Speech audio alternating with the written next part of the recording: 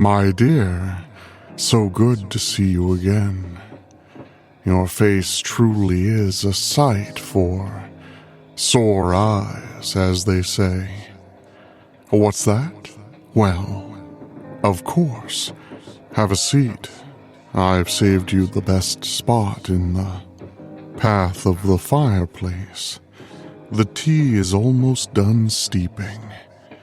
Now I think it's time for something chilling before our cups are hot. Because sometimes in life, we worry about the going, we worry about the comings, but why not really worry about the sending?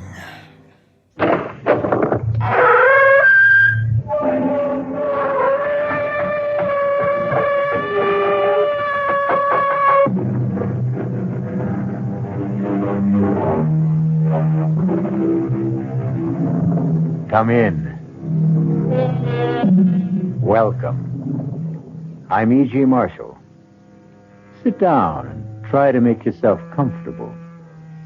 Yes, it is quite warm in here, but don't worry about it, because in just a moment, we'll bring you a tale that will chill your blood. A tale of black magic that may have begun centuries ago, but which takes place today. A tale in which one of the dark powers of the pit is released on the campus of a Midwestern university. Did you hear that? It's just the wind. No, it's not.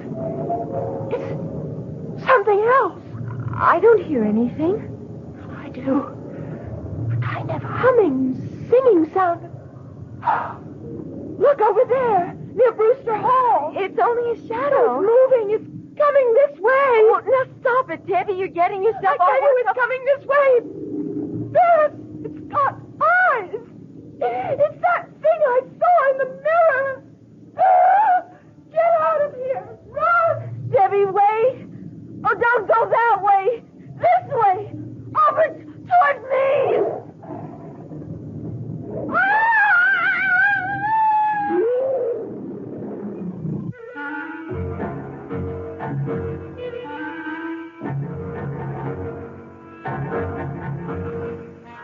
Our mystery drama, The Sending, was written especially for the Mystery Theater by Robert Newman and stars Mandel Kramer and Marion Seldes.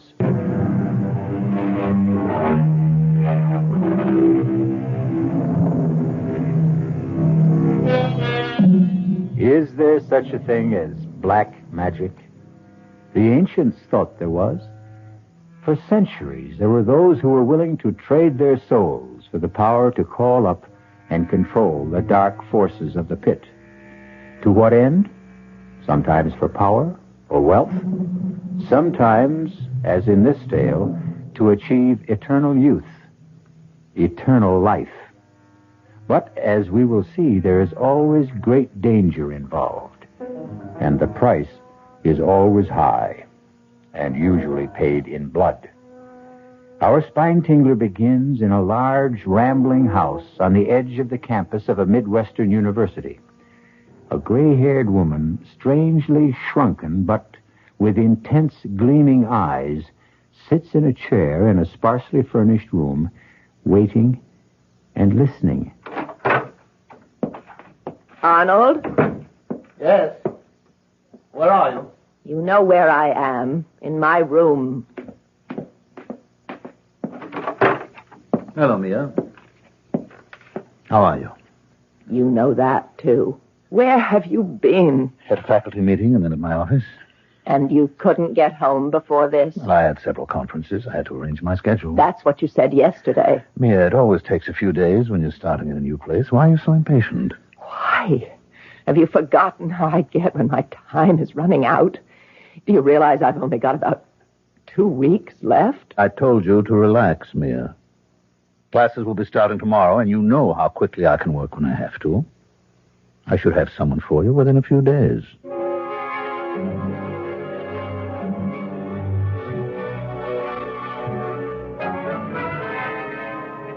So, to sum up our first session, what we're dealing with, then, is a tradition that goes back to the dawn of time. Man's belief that he can control not the forces of nature, but the forces that shape nature, and can give him power over other men, and even over life and death. That will be all for today. You have your reading list and your assignment for next time. However, if any of you are interested in any of the many fields I covered in my outline, by all means, come talk to me, and I'll give you some additional reading for a special report. Well, what'd you think, Beth? Well, it was quite a lecture. I think it's going to be very interesting. I'm not talking about the course. I'm talking about him. He's really something, isn't he? Oh, come on, Debbie. He's married, isn't he? Oh, sure he is. All the really attractive ones are. But his wife is about 20 years older than he is. Not only that, but she's not well. How do you know that? I made it my business to find out. Since he just got here, it wasn't easy. But if you really want something... Debbie. Okay. There's no reason why you should care. You've got someone for yourself. If you're talking about Bill, I haven't got him.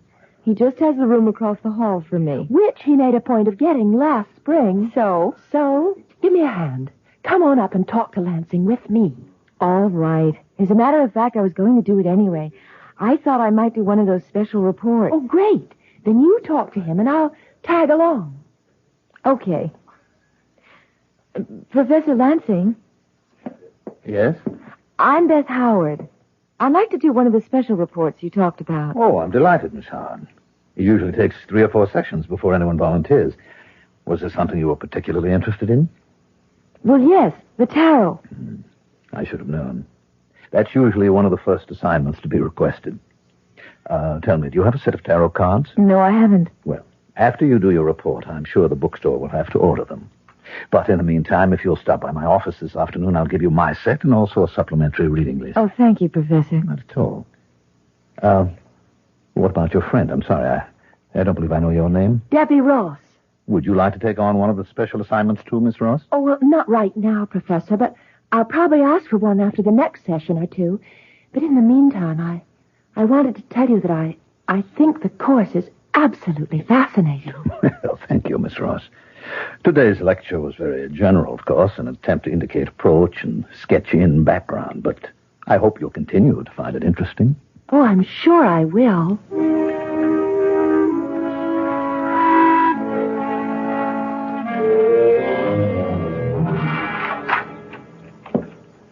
All right, Mia. I told you you could relax, and you can. You've got one? I have several. 2 in particular. I'm sure you'll be delighted with either one of them. You're sure? Mia, haven't I done it often enough so that I can tell? Yes, we both have, but Arnold, it'll have to be soon, or I'll be so weak I won't be able to help. Don't worry, Mia. It will be soon. Not more than another few days.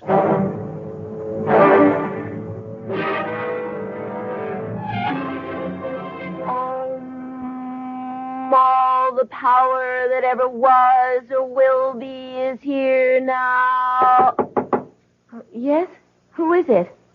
Who would you like it to be? Hi. Hi, yourself. So you're into the tarot. How did you know that? I heard your intoning. Oh, yes. But how did you know that had anything to do with the tarot? I'm not exactly an ignoramus, but I did a lot of reading in it on my own, and in practically everything that was related to it. You never cease to astonish me. Yes, I'm quite an astonishing guy. Uh-huh. But how come you're not just studying it, but working with the cards? It's for Professor Lansing's course. I'm doing a special report for him. Oh, good old Witchcraft 1-2. Now, come on, Bill. We were a little surprised when we heard he was going to be giving it. No, I don't know why we should have been. Quite a few of the universities are giving courses like it. After all, this is the age of Aquarius. It happens to be a very interesting course. Yeah, sure it is. And Lansing's a fascinating man. Yes, he is. You know him? I've never met him officially, but I've seen him at the pool. The pool? Yeah, he's a very good swimmer. Oh, I'll have to tell that to Debbie. Why? Well, she's taking the course, too, and she's got quite a thing about him. Yeah, well, just tell her to watch her step. Oh, because he's married? No, because I've got a funny feeling about him.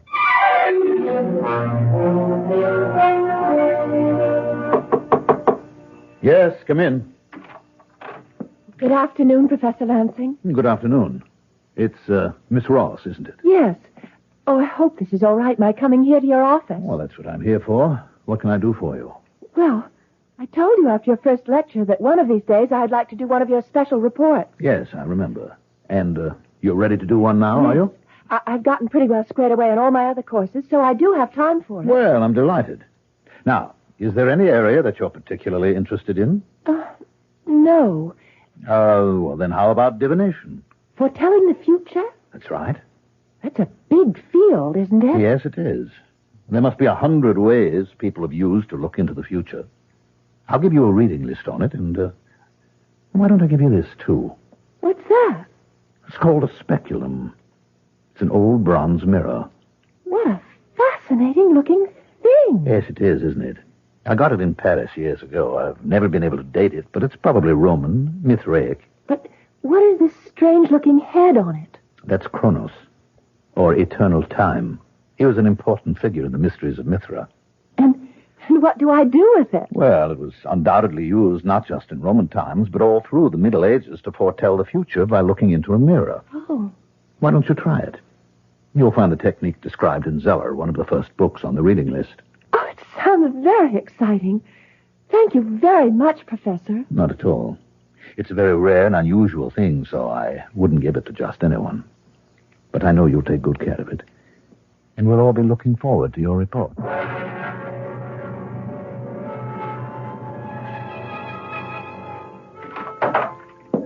Mia, I've got the girl. One of the two I told you about. Her name is Debbie Ross. She has the mirror? I just gave it to her. Good. When can we do it? You are impatient, aren't you? Yes. All right. We'll do it tonight. I hope you're approaching the occult with the proper amount of skepticism, said Professor Lansing. But somehow he didn't sound very skeptical himself just now. Exactly what are he and his wife planning to do tonight? And what does that have to do with the mirror he gave Debbie? We'll find out shortly.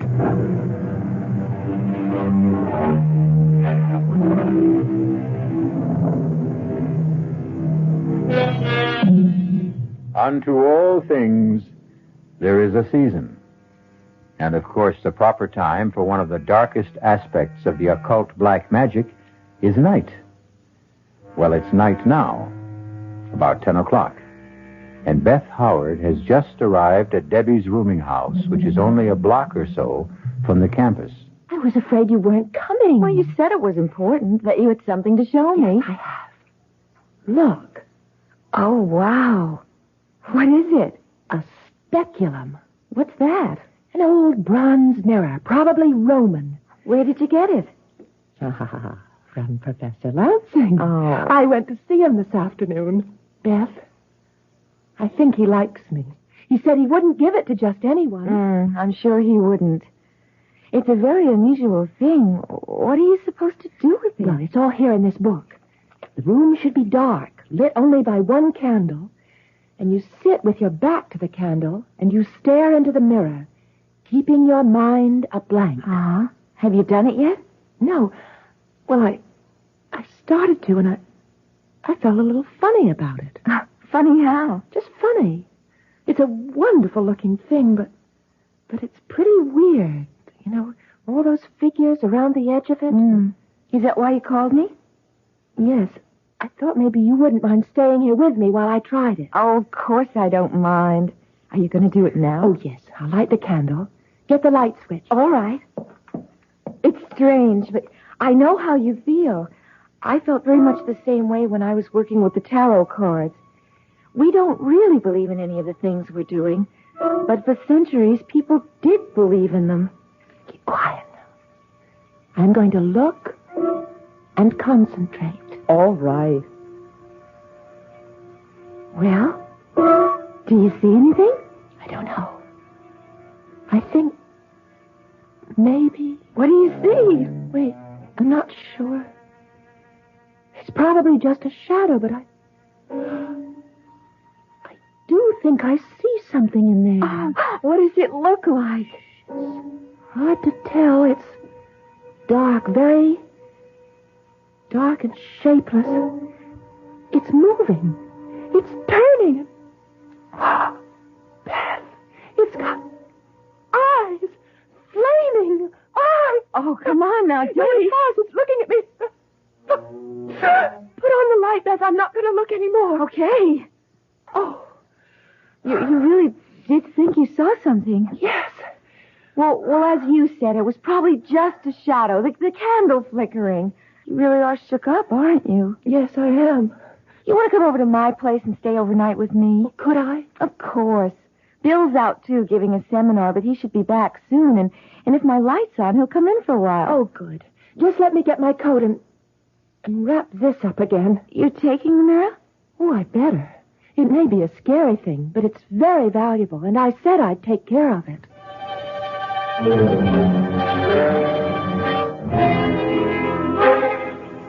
All right, Mia.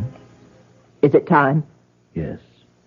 Let's go into my study. You'll have to help me. Of course. Take my arm. Oh, Slowly. Arnold, I really am weak.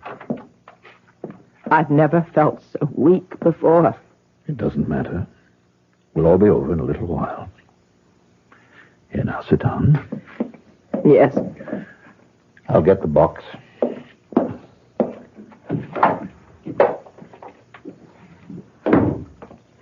Here, now, hold it while I light the incense. I have it. Where do you think she is? What is the difference? She has the mirror. No matter where she is, it will find her. Are you ready? Yes. Give me the rod. Here. All right, now you'll be quick with the R theme when I need it. Yes. Peor, wherever you are, hear me. Do you hear me, Peor? With this rod, and in the names of Gargerem, Amatet, Algar, and Algasta, I summon thee.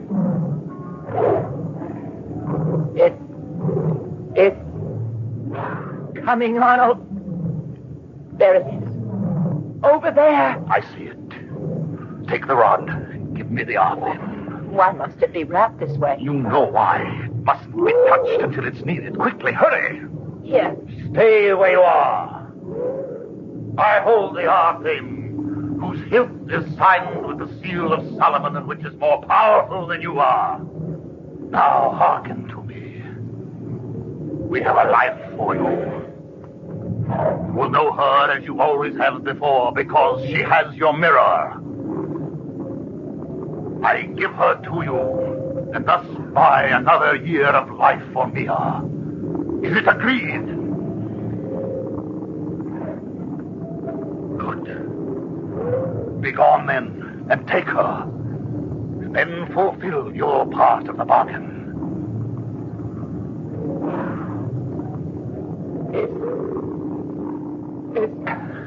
It's gone. Yes. Are you all right? Yes. Oh. Yes. Somehow I always forget how much it takes out of me. Yeah, here's the R theme. Wrap it up again carefully. I'll get us both some brandy.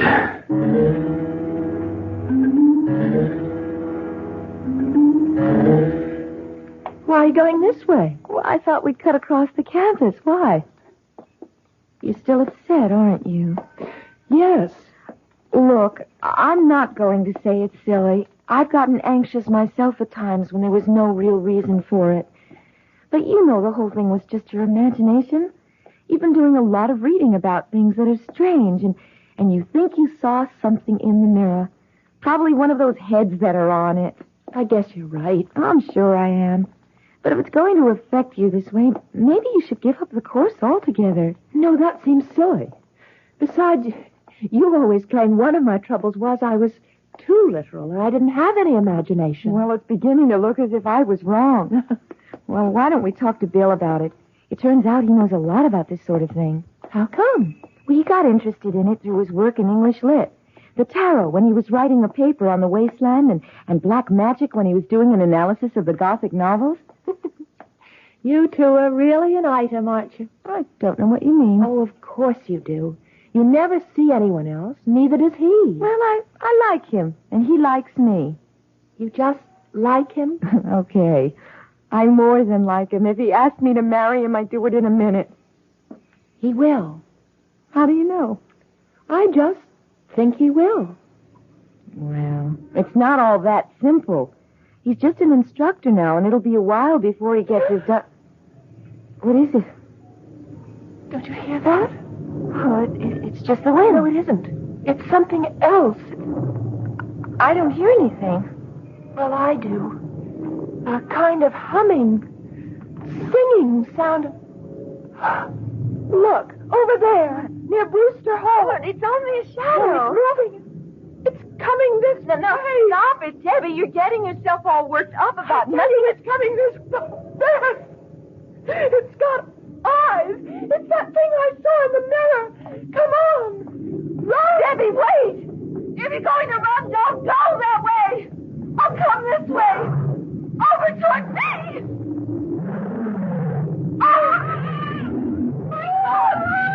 It is something.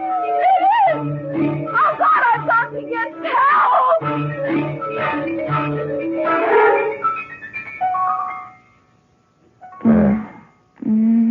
Beth, darling. Open your eyes. Beth. Good girl. I was starting to think I should call a doctor or take you over to the infirmary. What? Oh, Bill. Yes. How are you? I don't know. What happened? I'm not sure. I found you lying on the sidewalk at the edge of the campus. I brought you up here to your room. Oh, my head hurts. I'm not surprised. You got a nasty bump. You must have fallen and banged it. Now get a wet towel. I'll put on a compress. No, wait. Debbie! What happened to Debbie? Debbie? Yes, she was with me. We were going across the campus when suddenly we saw it. The thing from the mirror, and we started to run and... Wait a minute. What thing? I told you, the thing from the mirror. It came after us. After her, and I heard her scream. Oh, Bill, you've got to go look for her. Yeah, sure. Look, let me get that... No, I'm all right. You've got to go find her. All right, now quiet down, Beth. Now, when I found you, you were all alone. Because I ran one way toward the house here, and she ran the other, and it was after... You don't believe me. Well, it's a little hard when I don't know what you're talking about. I mean, what was this thing that came after you, and what was the mirror? The mirror that Professor Lansing gave her. She was going to do a report for him on divination, like the one I'm doing on the tarot, and... All right, now, will you hold it a minute? When I left you to go to my seminar, you were still here. Uh-huh. You said you were going to stay here and do some reading. Right, and then Debbie called and asked me to come to her place, and she said she had something to show me. The mirror. Yes. An old bronze one, a speculum, she called it. She was supposed to look into it, describe what she saw. Yeah, speculomancy. That's right. But she felt funny about it, nervous. So she wanted me there while she did it. Yeah, and did she do it? Yes, we put out the light and lit a candle, and she saw... Well, no, she thought she saw something in it, a dark shape with flaming eyes, and that made her more jumpy than ever, so I told her to come back here and stay overnight with me. Mm-hmm. So you started to walk across the campus together. That's right, and there was no one around, and then we heard something, a strange sound. The wind. Oh, that's what I thought, too, at first. But it wasn't. It was a kind of a musical note, and then we saw it, this dark shape. Did she see it, or did you? We both did. She saw it first, and... Bill, you think I just imagined it? Oh, don't you? I don't know. Well, let's go back over it again. She was tense, nervous, thought she saw something in the mirror, and that made her more nervous. So she decided to come over here with you. Then she saw something, a shadow of some sort, which she identified with the thing she thought she'd seen in the mirror. But I saw it, too, Bill. After she described it to you. But I'm sure I did see it. It was huge, dark, and... All right, if I did imagine it, where's Debbie? She's probably back in her room, embarrassed to death at the fuss she made. I suppose that's possible. When I think about it, it does sound a little silly. I mean, two grown women getting hysterical. But, Bill, would you call her and make sure? Her number's in the book next to the phone. Sure. Let's see. Here we are. I think maybe she ought to come over here anyway so that we can talk about this, because if the two of you are going to get all worked up about that ridiculous course of Lancing... It's not ridiculous. It's very interesting just because we got a little silly about it. Well? Well, there's no answer. Bill, I don't like this.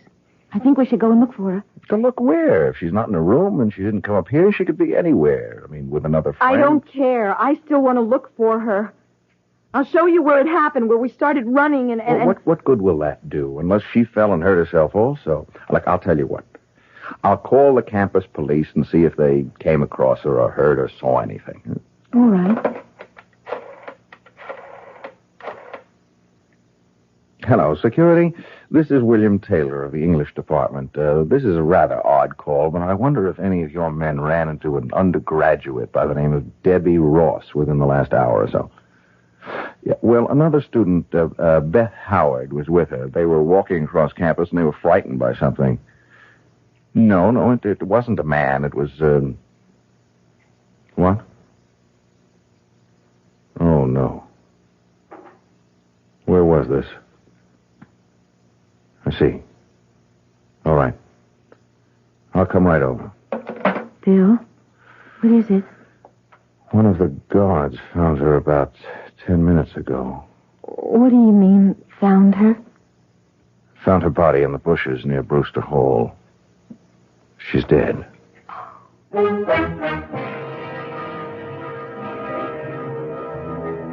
Man is a rational animal, and we always look for a rational explanation of anything that puzzles us.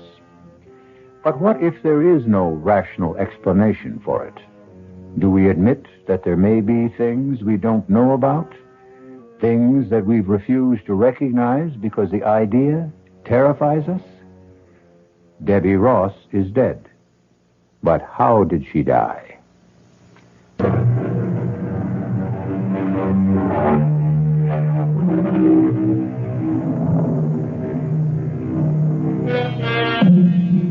It's several days later. Many things have happened in that time. There have been questions, investigations, explanations, and recriminations. There has also been a funeral. As far as Beth is concerned, that is the only thing that really mattered. That and what has happened between her and Bill. Yes? Who is it? Bill. Oh, just a second. Hi. So you're still locking your door? Yes, which is very silly of me. All right, I didn't say that. But it's certainly understandable. Uh-huh. It's still pretty childish.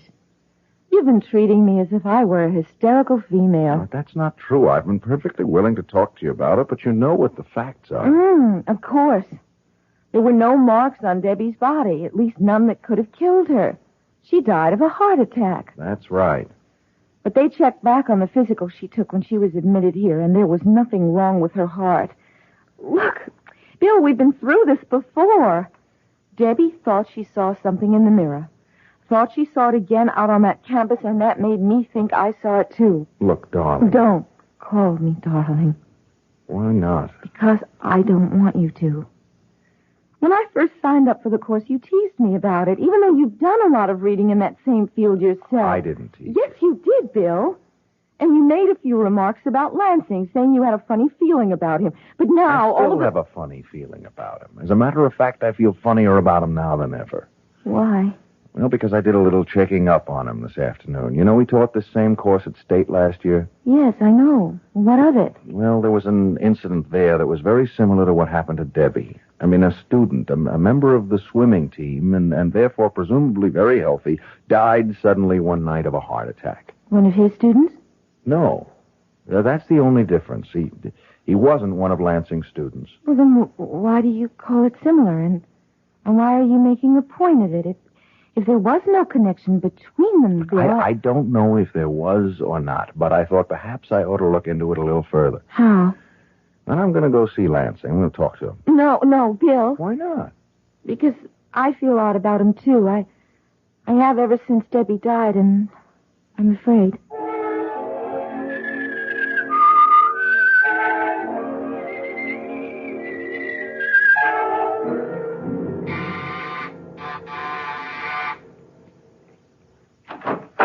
Yes? Good afternoon. Is Professor Lansing at home? Yes, he is.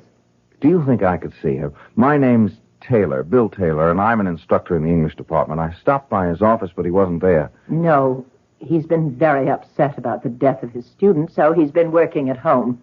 I see. It was an unfortunate thing. Yes, it was. You're not Mrs. Lansing, are you? Yes, I am. Why? Oh, well, it's just that I thought, I heard... That I wasn't well? Yes, that's right. I wasn't. But I'm fine now. You want to come with me? I'm sure Arnold will be glad to talk to you. Thank you. Yes? Arnold, this is Mr. Taylor of the English department here. Come in, Mr. Taylor. Come in. Sit down, won't you? Thank you. First of all, I'd like to tell you how pleased I am that you agreed to stay and continue with your course. Well, I was reluctant to, but the faculty committee felt that I should.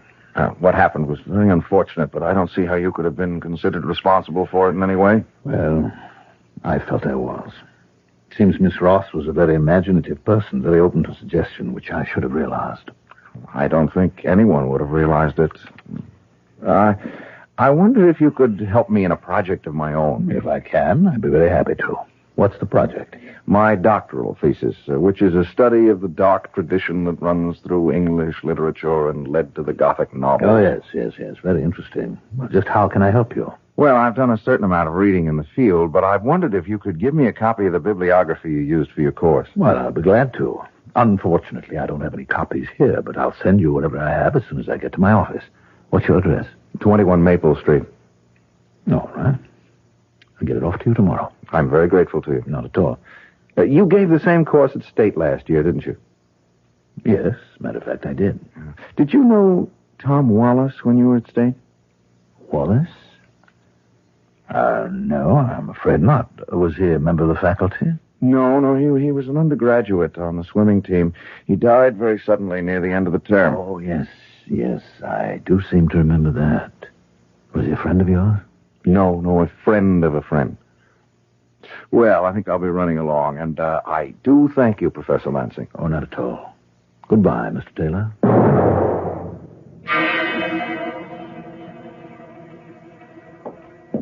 Did he go? Yes. What did you think of him? He seemed like quite a pleasant young man and very attractive. Mm-hmm. Well, I'm glad you think so, because he's going to be our next. Oh? Well, you don't have to worry about that for a while. You've got another 4 months. Yes, I know, but I'm a little concerned about him. As you said, he seemed quite pleasant and very plausible, but he asked me some rather strange questions. What kind of questions? About where I'd been before I taught at State. Also about your young friend, Tom Wallace. You think he suspects? I don't see how he can. But we can't afford to take any chances. No, I suppose not.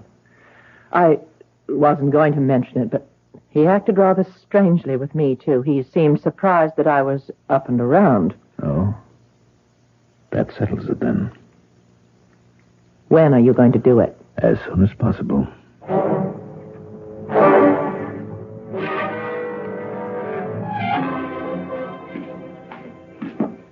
Beth? Yes, Bill? I've been waiting for you. You want to come in here for a minute? I want to show you something. Of course. What is it? This. Oh, it's the mirror. The mirror Lansing gave Debbie. Uh-huh. That's what I thought. Where did you get it? I found it in my desk drawer about a half an hour ago. Well, how did it get there? Well, obviously somebody put it there. I was out all morning, and I never locked my door. Professor Lansing? Who else? It's his. And the police must have given it back to him after Debbie died. But why would he put it in your desk? That's a very interesting question. I think I can answer it, but if I do, you're going to think I've flipped out. No, I won't. Well, you should, because it's completely impossible. Do you know what a sending is? No. When someone who's involved in black magic knows enough and is powerful enough to raise an evil spirit, he can send that spirit to destroy someone. Oh, no. You mean that thing that Debbie saw in the mirror that I saw out on the campus? Yes. And it's here now? In the mirror? No. But the spirit has to be guided to the victim. And in this case, it's being done with the mirror. It will go where the mirror is. I still don't understand, Bill. I can understand why he might want to get rid of you, but what did he have against Debbie? He didn't have anything against her, but there was something of hers he wanted. Her life. Her life? You remember what I told you about Mrs. Lansing yesterday? Uh-huh. That while the story was that she was quite old and ill, she turned out to be young and well and attractive? Yes. Well, according to the grimoires, the books of black magic, when you raise a spirit, you can also make a bargain with it. Give it the life of someone else in exchange for some more time for yourself or someone close to you. Bill. I told you it was impossible. Well, I would have said so, too, a week or so ago, but now I don't think so. I think it's true. What are you going to do about it? And I've got to get rid of the mirror. Destroy it. No, I'm not sure I can do that. I'm going to act as if it were all true, all possible, and fight fire with fire. I'm going to get the mirror back to Lansing. Give it back to him? No, put it in his house without his knowing it. Well, how can you do that? I think I can. He has a class this afternoon. Yeah, but what about his wife? Well, she'll probably go out sometime. If she doesn't, I'll phone her. I'll give her a message that'll get her out of the house. Bill, I'm coming with you.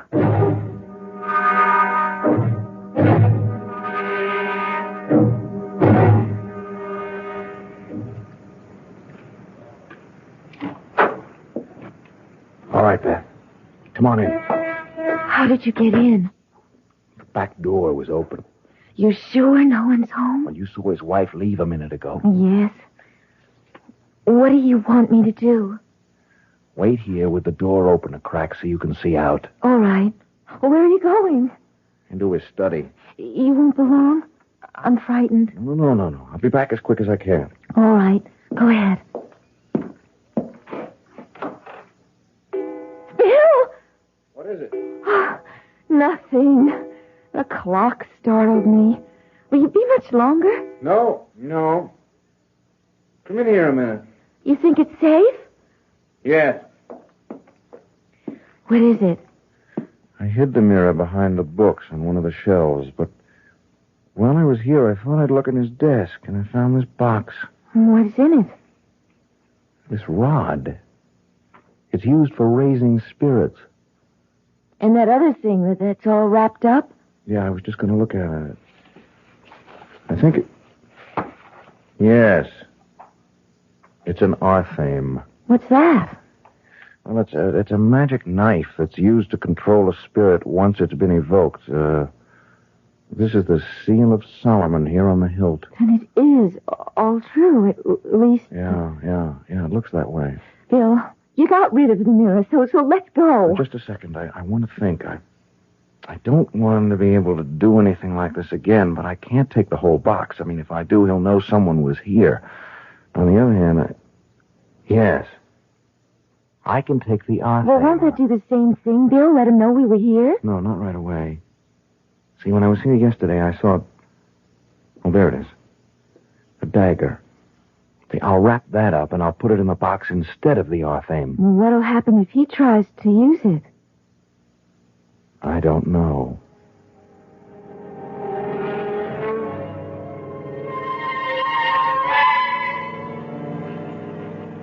All right, Mia. Is it time? We said midnight. You're sure he's there? In his room, now? He has an early class tomorrow, so I would assume so. Now, Hold the box while I light the incense. Arnold, I don't like this. Why not? We've never done anything like it before. Twice. Not just in the same place, but within a few weeks. We have no choice, Mia. He's suspicious. And if he goes on prying, asking questions... Yeah. All right. Give me the rod. Here. Prior, wherever you are, hear me. Do you hear me, Prior? With this rod and in the names of Dageram, Amatet, Algar, and Algasna, I summon thee. There it is, Arnold. Over there, near the bookcase. I see it. Give me the Arthim. Here. Stay where you are. I hold the Arthim. I have another life for you. A man this time. He has your mirror. Go to him and destroy him. Why are you looking at me that way? Why aren't you going? I tell you, he has your mirror. Here, the Arthim, it's my Persian dagger. What? Quick, find it. If you don't... No. No, keep away from me, please.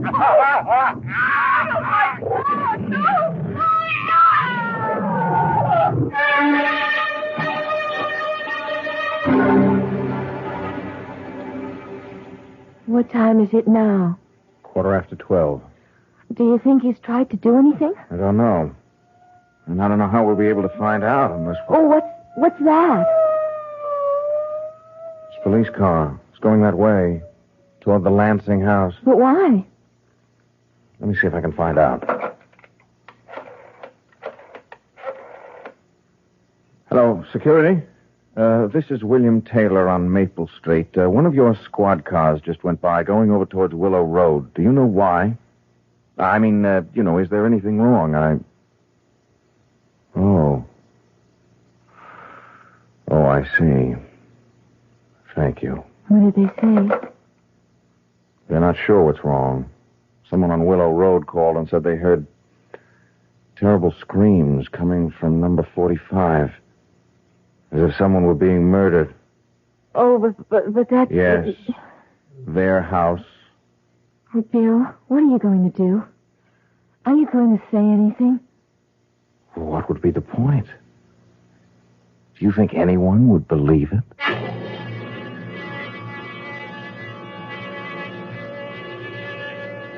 Of course no one would believe it. Things like that don't happen. At least not today. Oh, people may have thought they were possible once. There are many medieval tales of men who tried to use the powers of evil for their own ends and were finally destroyed by them.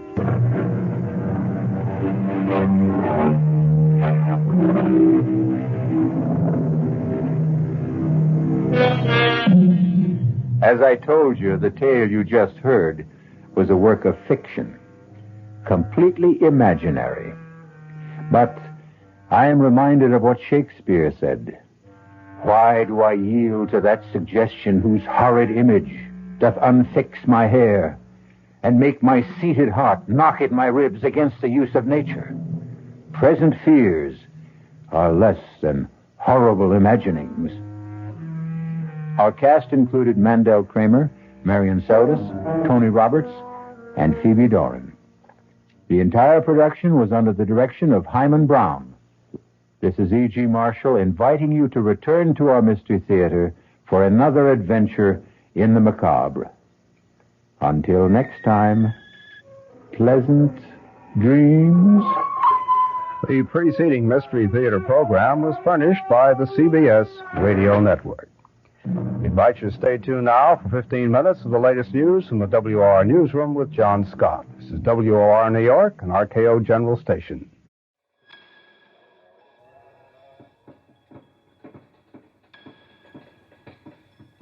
My dear, you look a bit peaked.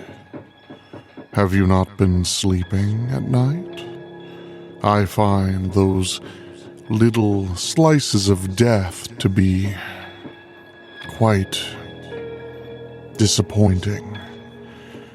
Some nights it may be a joy, other nights it may be terror. I suppose in a way they feel mostly like a shipment of mute fate.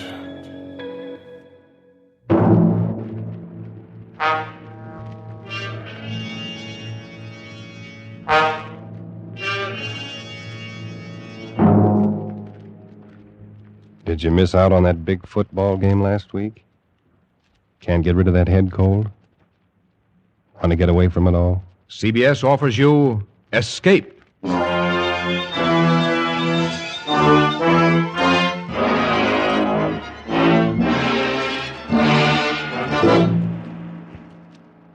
You are groping your way slowly through the dark hold of a ship at sea, moving carefully, step by step, searching intently for something you dread to find, because you know that this ship carries a cargo of death. The Columbia Broadcasting System and its affiliated stations presents Escape, produced and directed by William N. Robeson, and carefully plotted to free you from the four walls of today for a half hour of high adventure.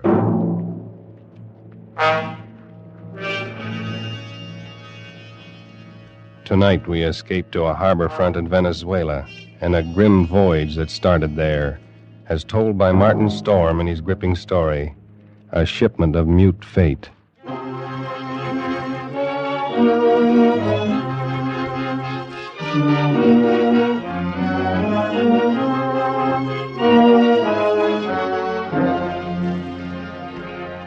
I stopped on the wharf at La Guaira and looked up the gangplank toward the liner Chan Cay, standing quietly there at her moorings. The day was warm under a bright tropic sun, and the harbor beyond the ship lay drowsy and silent. But all at once in the midst of these peaceful surroundings, a cold chill gripped me, and I shivered with sudden dread. Dread of the thing I was doing and was about to do. But too much had happened to turn back now. I'd gone too far to stop. Well, I set the box down on the edge of the wharf, placed it carefully so as to be in plain sight and within gunshot of the captain's bridge. And then I turned and started up the gangplank. I knew what I was going to do, but I couldn't forget that a certain pair of beady eyes were watching every move I made. Eyes that never blinked and never closed, just watched and waited. Oh, I beg your pardon. Why, it's Mr. Warner. Hello, Mother Willis. How's the best-looking stewardess on the Seven Seas? Well, I'm fine, Mr. Warner. I guess better run along now and get on with my chores. Now, wait a minute. That's a fine greeting after 2 months. Well, it's just that I'm so busy. I don't believe a word of it. Sailing day's tomorrow. You're simply avoiding me, that's all. Oh, no, really, I'm not. And on the trip down from New York, you said I was your favorite passenger. But I'm only... Here, wait a minute. What's that you're carrying in your apron there? Oh, it's nothing. Just supplies. Supplies? Well, let's have a look, huh? No, please. What do you know? It's a cat.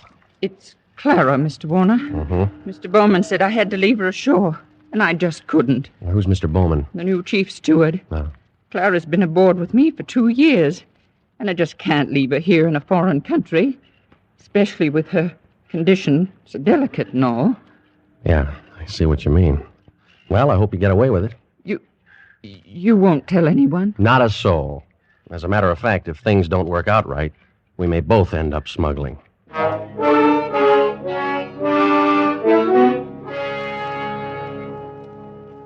was happy to have you on board on the trip down 2 months ago, Christopher. I'm very glad you're coming along with us on the run back to New York. Thanks, Captain Wood. There is one thing, though. I'm having a little trouble with the customs men here, and I wondered if you might... I can't do it, Christopher. I just cabled your father this morning. Told him I'd done it for you if I possibly could. Sent a request from New York, you know. Yeah, I thought he would. I wired him from upriver last week. I hate to refuse, but it's absolutely out of the question. Well, Captain Wood, I'm afraid I don't follow you there. Responsibility to the passenger, son. But have women and children aboard. On a liner, the safety of the passengers comes ahead of anything. But with proper precautions. Something might happen. I don't know what, but something might. You've carried worse things. There isn't anything worse. And any skipper afloat will bear me out. Now, Christopher, I simply can't take the chance and That's final.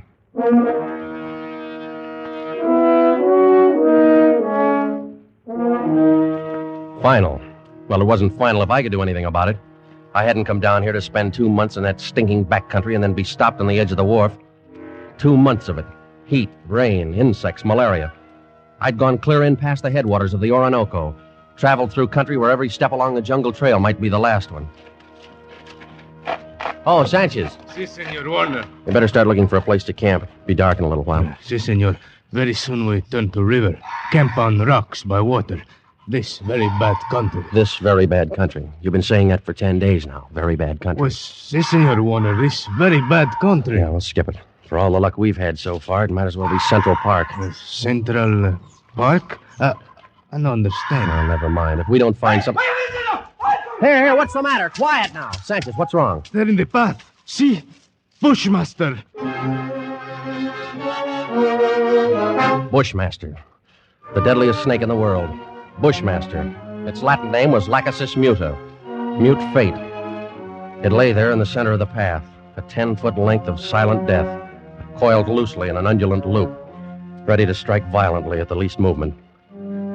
Here was the one snake that would go after any animal that walked, or any man. It lay there and watched us, not moving, not afraid, ready for anything. The splotch of its colors stood out like some horrible, gaudy floor mat lying there on the brown background of the jungle, waiting for someone to step on it. Here was what I'd come 2,000 miles for, a bushmaster. Sanchez! I didn't want that snake killed. He no kill, senor. He gone. Bushmaster very smart, very quick. Must always see a bullet in time to dodge. Well, anyway, he's gone, and the only one we've seen in 5 weeks. Oh, we find other. This very bad country. Well, lay off that gun the next time. Don't shoot, you understand? Why you say no shoot? You want Bushmaster? Sure, but I want it alive. Hombre sacristo. Senor Warner, you tell me you want Bushmaster, but you no say alive. You're getting $200 for it. For dead man, what is $200?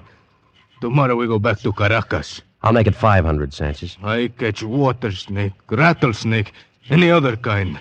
But I no catch Bushmaster. Sanchez, I'll give you $1,000. We go back to Caracas. Well, it cost me 1,500 American dollars. But 3 days later, Sanchez brought me the snake in a rubber bag. He was shaking so hard, I thought for a moment the thing had struck him. One thing you make sure, Senor Warner. Not turn him loose in Venezuela. Because he know I the one who catch him. And he know where I live. All right, Sanchez, I'll keep an eye on him. También he know you pay me to catch him. All the time he watch and wait. You no forget that, Senor Warner. Because he no forget. Not ever.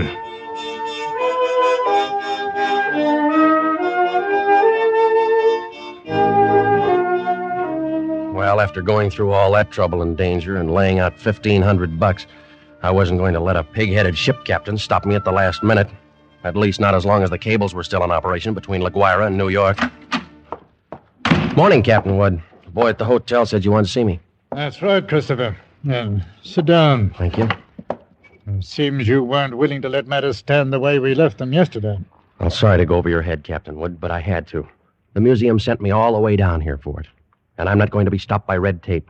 This will be the only live Bushmaster ever brought to the United States. Yes, and if I had my way, but... well, orders are orders. I got a cable from the head office this morning. All right. I suppose we talk about precautions. I'll handle it any way you say. Got to have a stronger box. That crate's too flimsy. Well, it's stronger than it looks. And that wire screen on top would hold a wildcat. But anyway, I bought a heavy sea chest this morning. I will put the crate inside of it. Sounds all right. You got a lock on it? Heavy padlock. It's fixed so that the lid can be propped open a crack without unlocking it. The snake's got to have air. But in dirty weather, that lid stays shut. I'll take no chances. Fair enough. I will keep the thing in my inside cabin where I sleep. I can't have it in the baggage room. And nobody on board's to know about it. Whatever you say, Captain. But we won't have any trouble. After all, it's only an animal. It doesn't have any magical powers. I saw a bushmaster in the zoo at Caracas once. Had it in a glass cage with double walls. It'd never move. Just lay there. Look at you as long as you were in sight. Gave a man the creeps. I didn't know they had a bushmaster at the Caracas Zoo. They don't. Now. Found the glass broken one morning and the snake gone.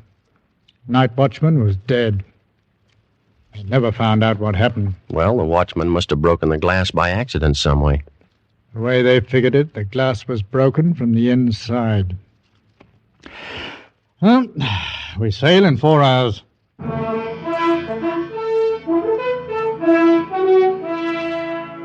We steamed north into the Caribbean with perfect weather and a sea as smooth as an inland lake.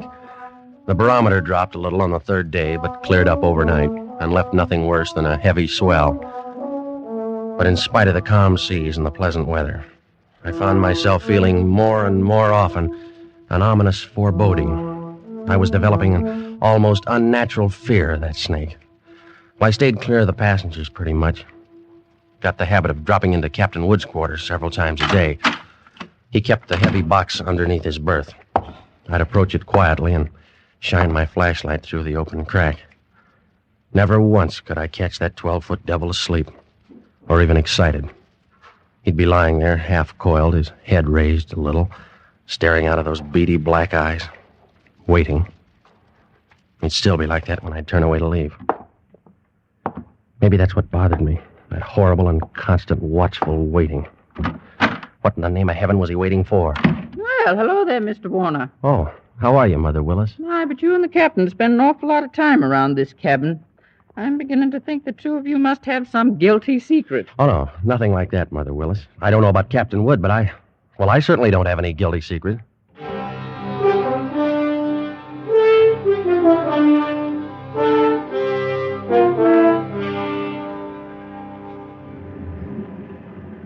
Well, she's running quite a swell out there, Mr. Bowman. Yeah, it's a little heavy, all right, Mr. Warner. Guess a storm passed through to the west of us yesterday when the glass dropped. Think it missed us then, huh? Yeah, that's what the mate figures. Sure stirred up some water, though. This'll put half the passengers in their bunks. Makes it great for my department. 2/3 of them will want a steward to hold their heads. They'll keep Mother Willis so busy she'll have... Wait, look at the size of that wave. Huh? Great Jehoshaphat! We're going to take it on the port bow. Hang on!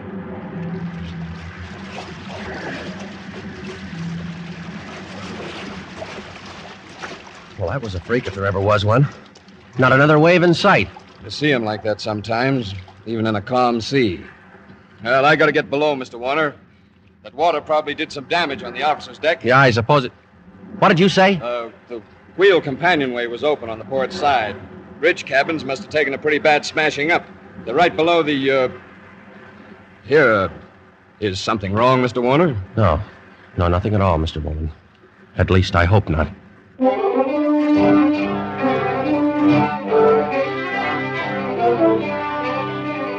I looked first for Captain Wood and couldn't find him.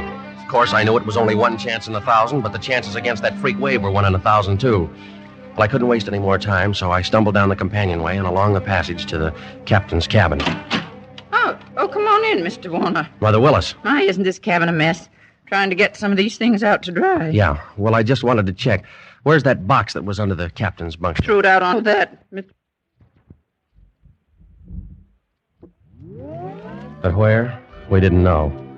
It was nearly dark when we met together again in the chart room. I don't get the thing There's at no all. other way around it. We've risked all the time we can. We've got to warn the passengers. Well, how'll we do it, Captain? Call them all together in the lounge? No, if we did anything like that, we'd be asking for a panic. We'll get one, whether we ask for it or not. Pick a few men and go through the cabin decks. Tell them individually, inside their cabins. Watch for any act that looks as though it might cause trouble. And we'll keep an eye on them. Handle the crew the same way. Right, All right, Captain, okay. we'll take care. As soon as you've finished, arm all the deck officers and start searching again. Our only chance of preventing a riot is to find that damnable snake.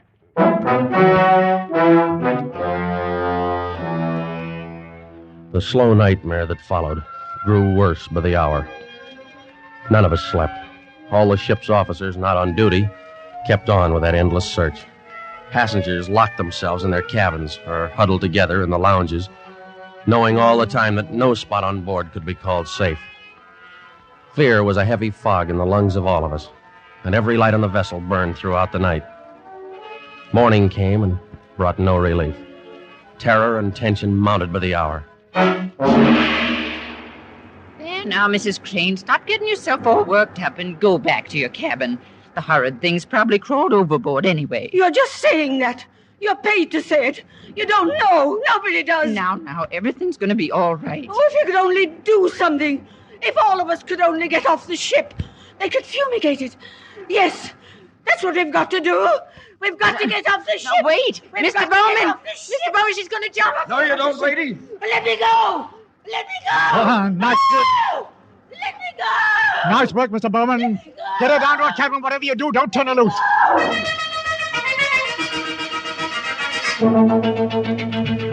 Well, you never know when it might strike you. You can't put on a coat or move a chair without risking your life. Now, something's got to be done. It might be right here in this lounge. All right, mister. You better quiet down. Take it easy. Take it easy, huh? Well, you're a great officer. Why don't you do something about it? That thing might be crawling around here right under our feet somewhere. Like I said, shut up. Are you trying to start a panic? I got a right to talk. I don't want to die. Nobody's going to tell me what...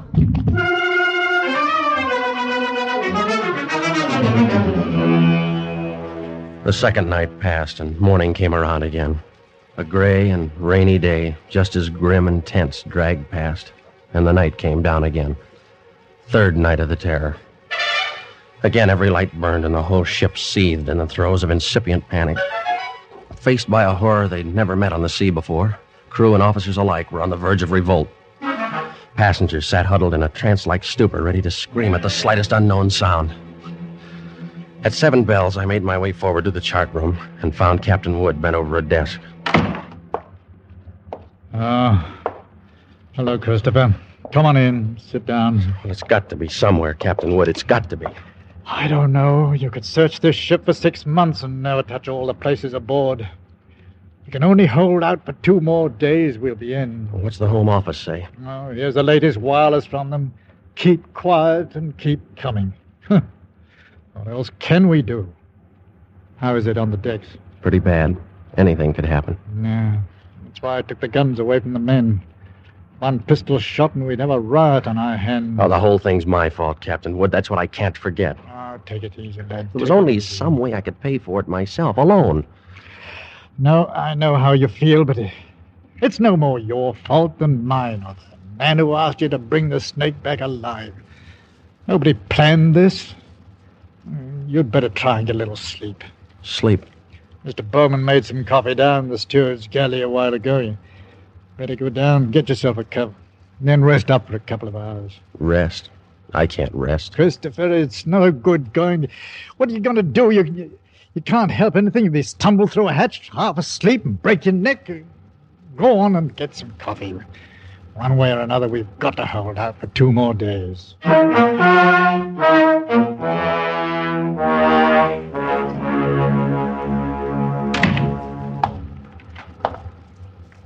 The light was on in the steward's galley, and the coffee pot was standing on the stove. It was still warm, so I didn't bother to heat it. I poured out a cup, carried it over, and set it on the porcelain tabletop in the center of the room. I started to light a cigarette. The door of the pan cupboard beneath the sink was standing slightly ajar, and I happened to glance down toward it. Out from the dark interior of the cupboard shone 2 glittering points of light 2 inches apart. I dropped the cigarette and moved slowly backward. I'd found the Bushmaster.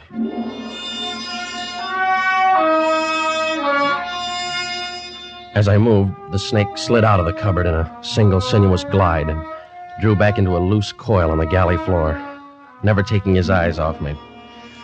I moved slowly back, waiting any moment for that deadly slithering strike. How had he known it was me? He'd stayed quiet when Bowman was here. How did he know to pick the first time in 3 days when I didn't have a gun? Well, my hands touched the wall behind me and I stopped. Only then I realized in terror what I'd done. The call button and the door were on the far side of the room. I'd backed into a dead end. I stared at the snake in fascination, expecting any moment the ripping slash of those poison fangs. The horrid coils tightened a little, and then were still again. 10 million years of evolution to produce this moment. Homo sapiens versus Lachesis muta. Man against mute fate, and all the odds were on fate. I knew then that I was going to die. I could feel the sweat run down between the painted wall and the palms of my hands pressed against it. My skin crawled and twitched, and the pit of my stomach was as cold as ice. There was no sound but the rush of blood in my ears. The snake shifted again, drawing into a tighter coil, always tighter. Why the devil didn't he get it over with? And then, for just an instant, his head veered away. Something moved over by the stove. I didn't dare turn to look at it. Slowly, it moved out into my line of vision. There was a cat, that scrawny cat Clara that Mother Willis had sneaked aboard in La Guaira. Its back was arched and every hair stood on end. It moved stiff-legged now, walking in a half circle around the snake. The bushmaster shifted slowly and kept watching the cat. He tightened. He was going to strike at any second. He struck and missed. The cat was barely out of reach. Now she was walking back and forth again. She was asking to die.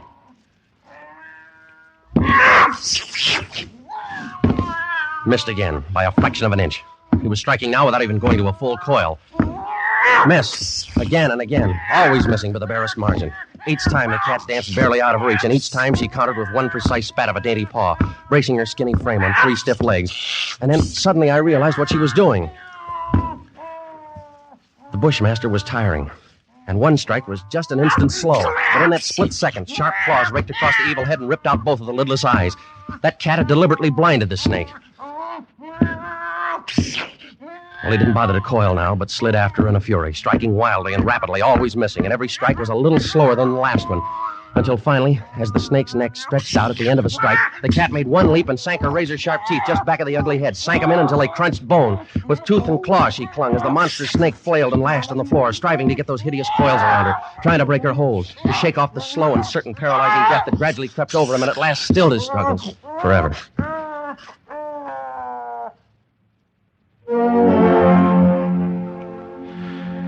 I took a deep breath. And first in minutes.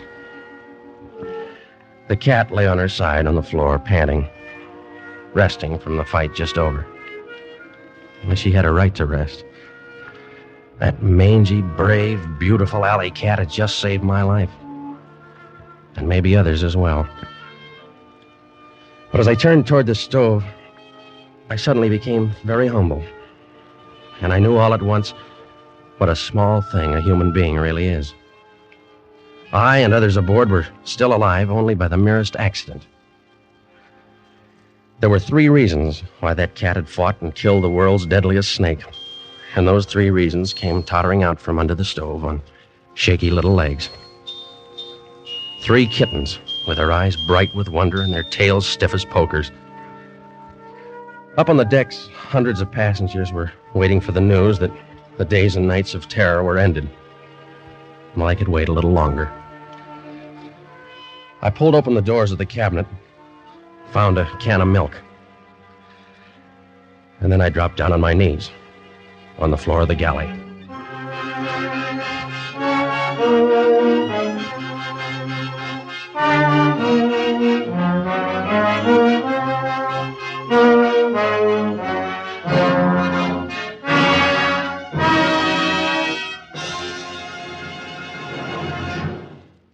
Escape is produced and directed by William N. Robeson, and tonight brought you A Shipment of Mute Fate by Martin Storm, adapted for radio by Les Crutchfield, with Jack Webb as Chris Warner, Raymond Lawrence as Captain Wood, and D.J. Thompson as Mother Willis.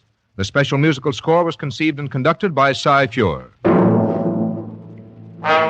Next week, at this same time, when you're tired from a hard day at the office, or leaning over a hot stove all day, when you want to get away from it all, CBS again offers you Escape.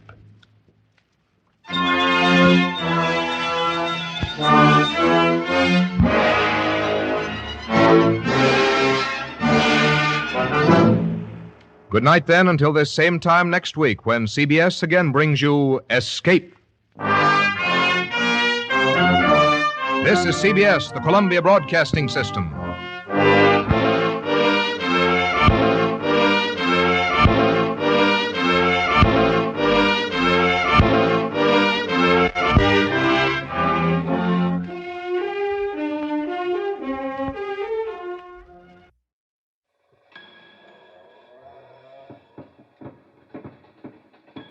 Well, my dear, I suppose it's getting late, but I feel like the vibe is just right.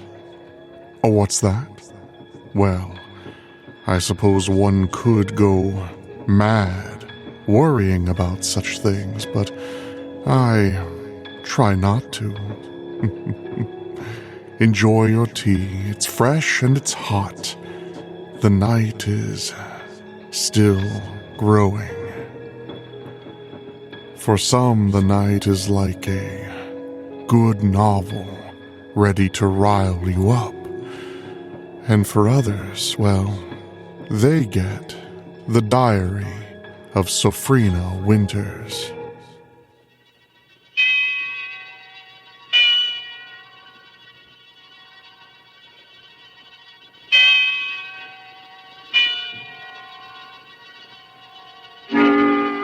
Suspense.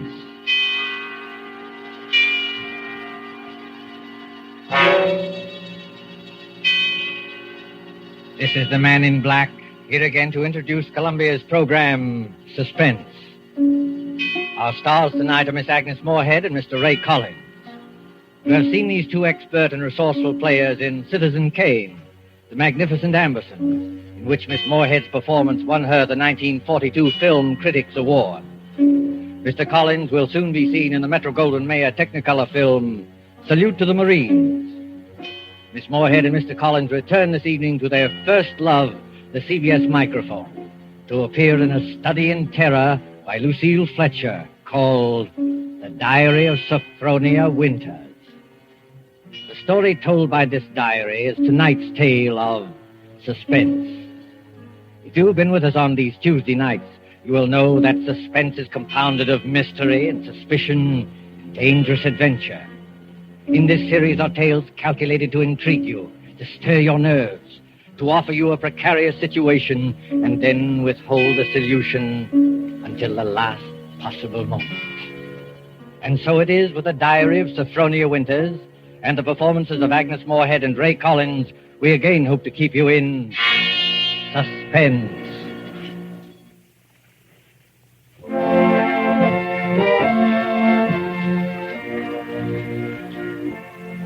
February 1st, St. Petersburg, Florida. I, Sophronia Winters, have hereby begun this diary because on this date I feel for the first time that I've begun to live. Diaries are no good unless one has thrilling experiences. For 40 years, I've never had what could really be called a thrilling experience. But Papa's death has changed everything. Here I am in beautiful St. Petersburg with everything to start life anew, money in my purse, 2 suitcases full of new clothes, and a gorgeous new permanent wave. And Florida is really the land of romance.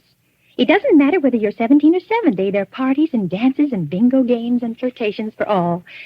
My landlady, in fact, tells me that people often become engaged and even married to perfect strangers overnight.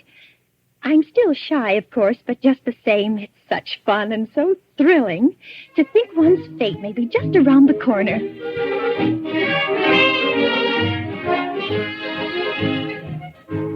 February 3rd. Oh, diary, it is beginning. This morning when I came out of my lodging house to go down to the beach, I noticed a man, a thrilling-looking man, sitting across the street on a bench. It was just as though he were waiting for me, because when I came out, he sort of started up as though he knew me. Of course, I didn't speak first, but I knew the minute I started down the street that he was following me. Well, I got to the beach and sat down with my magazines, and suddenly there he was, strolling toward me with a broad smile. Well, sitting out here all by your lonesome? Oh, yes, I am. Didn't I see you last night over at the Starfish Tea Room? The Starfish Tea Room? Mm-hmm. Oh, yes, I was there yesterday. But it was so crowded, I'm afraid I don't recall. Mighty nice cuisine they've got over there. Mind if I sit down beside you? Oh, not at all. Oh, just a minute. Sit on this magazine. The beach is so sandy. Oh, sand doesn't bother me. I'm from Maine, you know. We get plenty of sand up there. Do you? You've been down here at St. Pete long? Oh, just 3 days. 3 days? That's a long time. It's a wonder I didn't spot you before. Oh, Mr. Johnson's the name, Hiram Johnson. Oh. I come from Green Harbor, Maine. Run a big hotel up there summers. Well, that's my whole history in a nutshell. My name's Sophronia Winters. Sophronia? Uh-huh. Well, you know, that's quite a coincidence. My sister-in-law's name was Sophronia. Oh? Sophronia Johnson. You ever heard of her? She looked quite a bit like you, too. Sophronia Johnson? No, I'm afraid I haven't. Who was she? Someone very famous? I'm so ignorant about these things. Oh, that's all right. Say, look at that sun, will you? I'd say it was pretty nearly time for lunch. And Diary, darling, he is wonderful. Strong and kind, warm-hearted, so generous. I don't want to be like the other silly women in this town, but Hiram is different. There's something almost poetic about him, something sad and deep. You know, Sophronia, it's kind of mysterious, us finding that 9-point starfish on the beach together. My sister-in-law, Sophronia, used to collect 9-point starfishes. And to think your name's Sophronia, and you find a 9-point starfish with me. Well, it kind of draws us together, eh? Huh? What do you think? Completely. As though I'd known him all my life. My landlady says it's foolish. But look at Romeo and Juliet. Weren't they foolish? What's the good of waiting, Sophronia? I've got to be back at the hotel in a week. We may never see each other again. Oh, Hiram, don't say that. I couldn't bear it. Then let's do it right away. Tomorrow? There's a parson out on Coral Avenue who'll do the job for us. We can take a nice moonlight drive out to the alligator farm afterward, have a nice shore dinner, then climb on board the Orange Blossom tomorrow night from Maine. Just think of Maine. The big dark pine woods, the sand, the bay. The two of us alone together. The two of us alone together.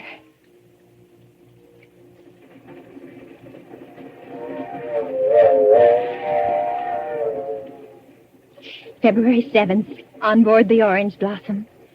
I was married in a wedding dress of Alice blue moire, with a frill of white organdy at the collar and wrists, and a rhinestone belt buckle. Hiram sent me talisman roses. I'm pressing one precious flower between the pages of this diary for luck.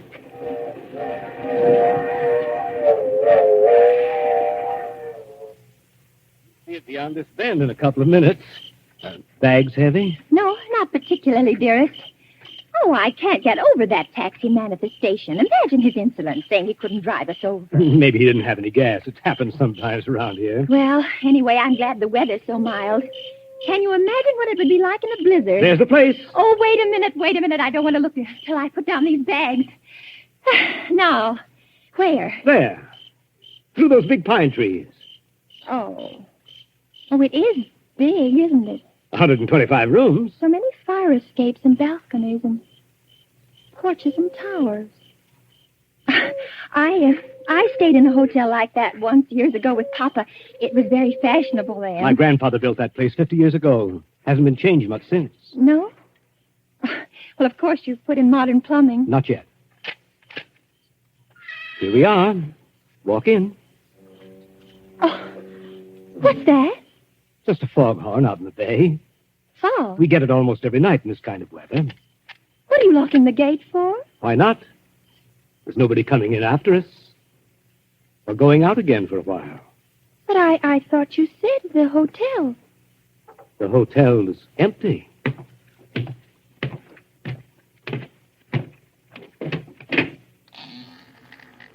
Hiram. What is it now? Hiram, darling, I know it sounds silly, but let's not go in there tonight. Let's wait until morning. Why? Oh, just because it's so dark and empty. There's not a light in the whole place, and no one's expecting us. What do we eat? Where'll we sleep?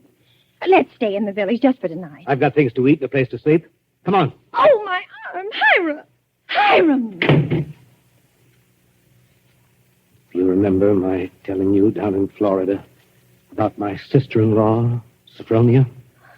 Well, that's her over there on the wall. Take a look at her. Hiram, you hurt me. Oh, well, this glass is very dusty. She must have died many years ago. But her face is sweet, very sweet.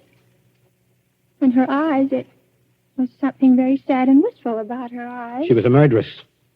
She was hanged in Portland 25 years ago for the murder of my brother Ephraim, here in the lobby of this hotel. She murdered him in cold blood with an axe.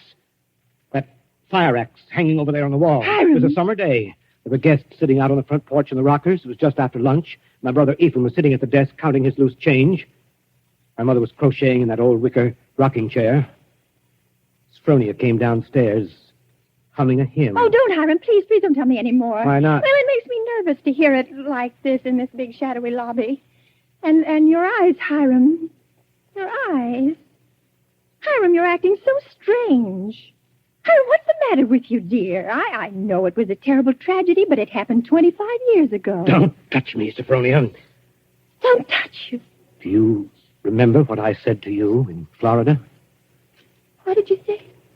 Well, you said a million sweet and wonderful things to me, Hiram. I said you resembled my dead sister-in-law. Look at her again. Look at her closely. Sophronia. But why? Oh, no, I can't. It's too horrible. I can't look at her face with any pleasure now, knowing she was a murderess. You're afraid to look at it? No, I'm not afraid. Hiram, please, my arm. Oh, very well. I'll look. Now, stand there quietly, like that. Take off your glasses. That's all I wanted to see. That's all I wanted to see.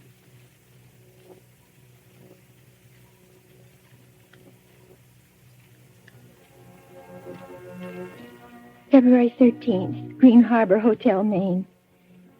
I can't understand it. I try to fathom it, but my head aches and my heart is heavy. The hotel is deserted. Has been for 25 years.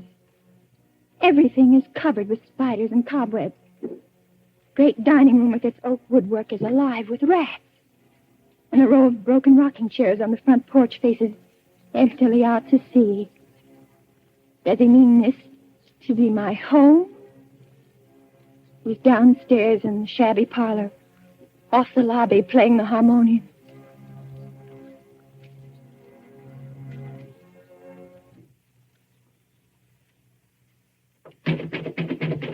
Sophronia.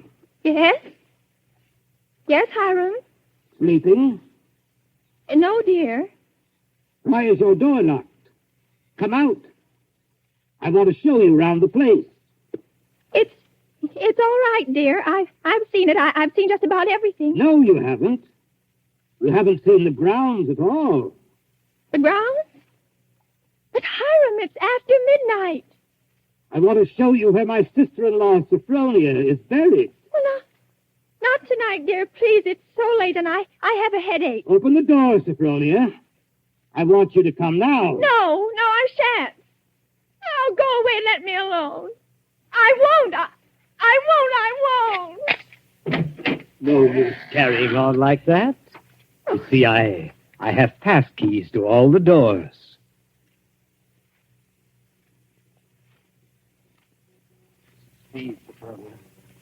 Beyond, where those 4 birches are standing, is where my sister-in-law, Sophronia, was laid away 25 years ago.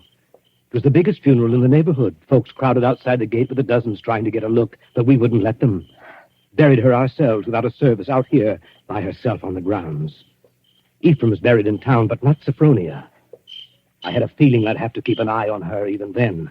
Keep an eye on her? I knew she was one of those restless sleepers who wouldn't stay quiet in her own grave. I knew before the year was out she'd find some way to start roaming around, hunting for mischief again. She was a young she-devil to the core, Sophronia. They could hang her till doomsday. Wouldn't do any good. You mean you think she haunts this hotel? No, not this hotel. She never had any use for it, alive or dead. No. She makes for the warmer climates. She was always a cold-blooded little fish, freezing and shivering all the time. Places like California and Texas and Florida, she makes for. Florida? Yes, that's one of her favorite haunts, particularly around St. Pete. She likes the flowers and the sun and the romance. Hiram, I feel cold. Do you mind if I go inside now? Just a minute. I haven't explained everything. You think I'm crazy, I guess. Crazy. But I'm a lot smarter than some people give me credit for. Because, you see, I have found her now. 3 times. You see that grove of birches over there? Under every one of them's a grave. I found her wandering the earth in disguise 3 times. And I've killed her 3 times. It still doesn't do any good. She's still restless. You mean you've killed 3 different women? So now I keep another open grave to remind her. It's waiting now. Would you like to see it, Sophronia? No, Hiram. No, please, Are you afraid to see it, Sophronia? No, Hiram, you don't mean to say that you think, just because my name happens to be Sophronia, and that I look a little like... Think what, Sophronia? Nothing.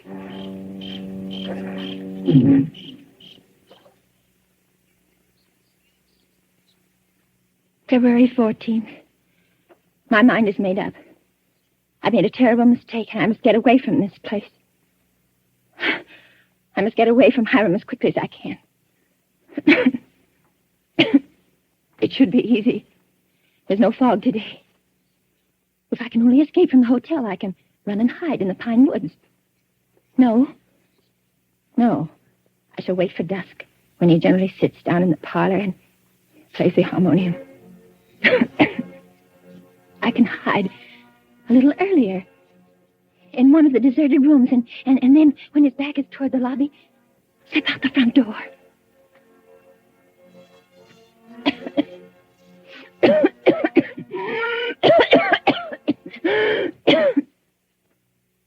Sophronia? Sophronia? Sophronia! Oh, there you are. What's the matter? Anything wrong? No, Hiram. You didn't want anything outside, did you? Because if you do, you'll have to ask me to get it for you. You see, I always keep the front door locked. Yes, Hiram. Yes, the back door, too. And all the doors leading out into the porches and fire escapes. And a good many of the windows that make one feel safe from thieves and peeping Toms. Oh, you've got a cold. That's too bad. Yes. I must have caught it last night. Outdoors. The damp. You ought to be in bed. A good bed. The only good bed in the house is in my sister-in-law, Sophronia's old room. No, Hiram. I'm all right. It's just a little head cold. Oh, little head colds often develop into pneumonia. Why, it's too bad I didn't think of that before. You might have slept in it from the beginning. Here, up these stairs. What? What's the matter? Are you so weak? No. No, I'm all right. This room is the cleanest in the hotel, too.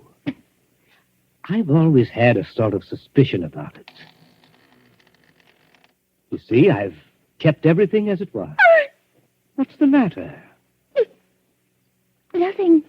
It's just... It seems kind of familiar. No. It's just that seeing it so clean, seeing it as though someone were living here, as though it only just stepped out for a moment. It's as she left it that afternoon when she walked down to murder my brother. You see her needlework on the table with the needle sticking in it? And her hymn book still open? She was very fond of singing hymns, Sophronia was. Had a nice voice, too. I used to accompany her. Oh. I'll turn down the bed for you. Then you can get undressed while I go and make you some hot tea. No, I don't want any. Here's the closet. You can put on one of Sophronia's dressing gowns.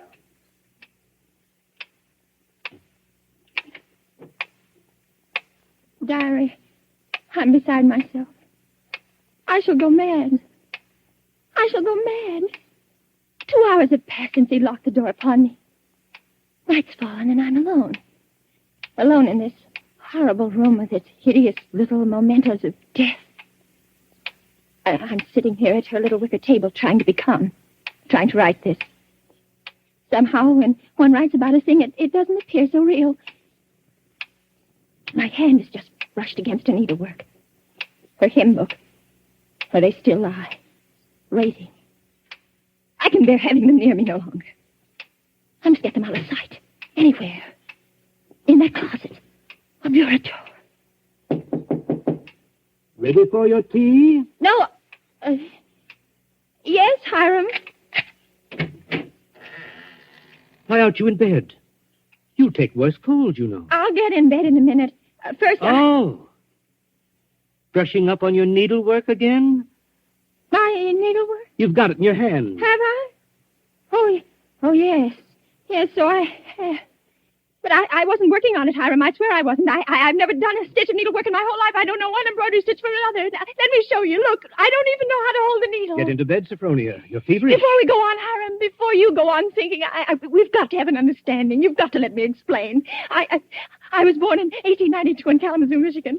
My name is Sophronia, that's true, but they name lots of people Sophronia. I was named for my grandmother. She had just died.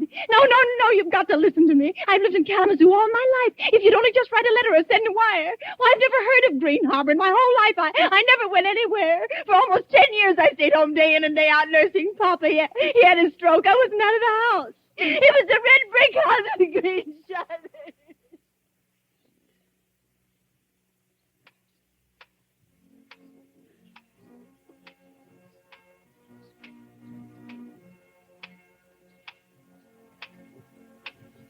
February 15th.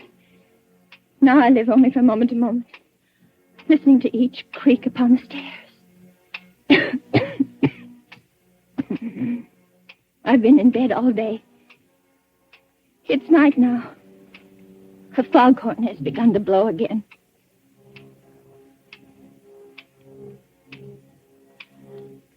February 19th. I woke up early this morning after a wretched night, and the date was burning in letters of fire in my brain.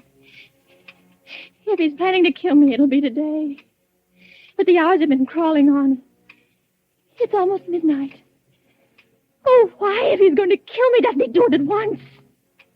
Why does he torture me like this? I'd rather be dead than sit here in this room one moment longer. I can't bear it.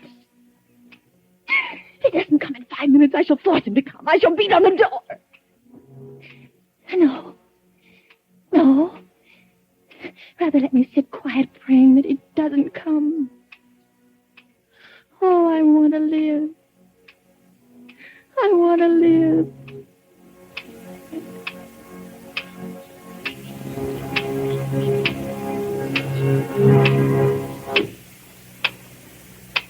Sophronia! It's come. Sophronia! Come downstairs. I want you to sing me a hymn. Sing? He never asked me to sing for him before. But she sang. I can't sing, dear. I told you that long ago. Did you? Well, I'd forgotten. And besides, how can I come downstairs when my door's locked? It's unlocked. Try it. Unlocked? Oh, no. How could it be? Oh, it is, and I never know it. I never know it. Coming? He unlocked it. Sometime while I was just sitting. Oh, why didn't I try a few more times? Why did I just sit there assuming? No, he'd have caught me anyway. He'd have known. But I might... Oh, now it's too late. He's going to kill me. Sophronia! Yes, Hiram. I'm coming.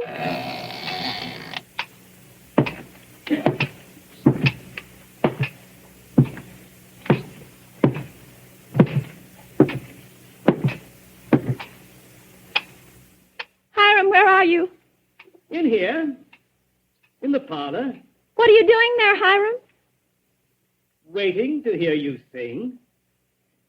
You're at the harmonium? Yes. All right. I'll sing. I haven't sung in years, but I might as well. I'll sing for you out here in the hall. My voice will carry better. It always did carry better in the hall, didn't it, Sophronia? So you remember that, too. Of course, you know both the front and back doors are locked. Play a few bars, Hiram, dear, to warm me up. Shall I sing, too, Sophronia? Would you like me to sing along with you? If it pleases you, Hiram. Work for the night is coming. Work in the morning sun. Work for the night is coming.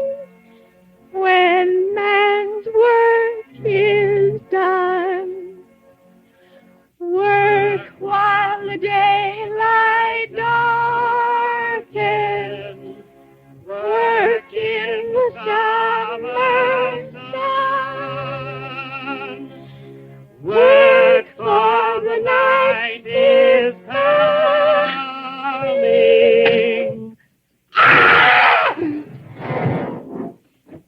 When man's work is done.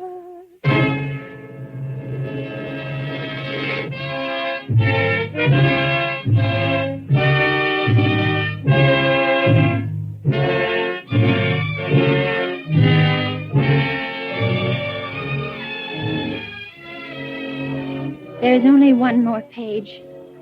Shall I read it to you? Yes. Yes, go ahead. March 22nd. I've been sick, I think, for a very long time. The pages of my diary are blank, but I shall take you out again, poor diary, today and start you over again. No, I shall never look back at the other pages. I shall only write on and on about this beautiful place, so that no one reading this diary will ever know that I did it.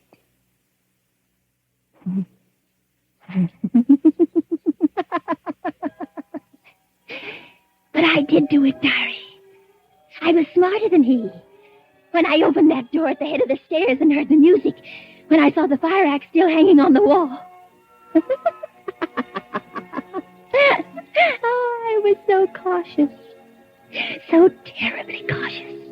I tiptoed like a little mouse, even as I sang the hymn into that room where he was playing. But I was clever, so much cleverer than he. I kept on singing. And now I'm free. Free as a bird. I'm free and he shall never catch me now, not this time or ever again, because he's dead. Isn't he, Nurse? Nurse, isn't my dear brother-in-law, Hiram, really dead? Yes, miss, he's dead. And now I'll thank you to hand me that diary. The doctor doesn't approve of the patient's writing anything.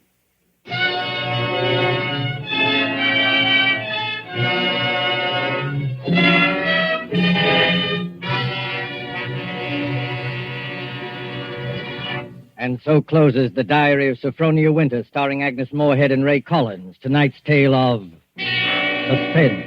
The producer of these broadcasts is William Spear, who with Ted Bliss, the director, Lud Gluskin, the musical director, Lucian Mohowick, the composer, and Lucille Fletcher, the author, collaborated on tonight's Suspense.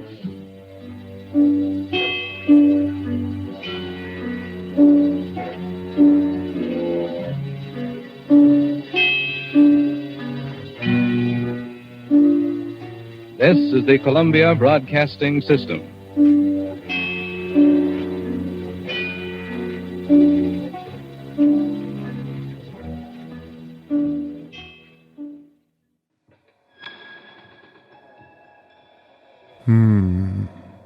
I can tell that one may have had a bit more of an effect on you than some of the others. And that's good. After all, fear is anything if not subjective. Wouldn't you agree? Well, there are many fun things to think about other than fear, but I've yet to find one of them. No. A life without fear, without the blood pumping at that expedited rate. It's like living in a blind alley. Have you heard the strange tales of the Whistler?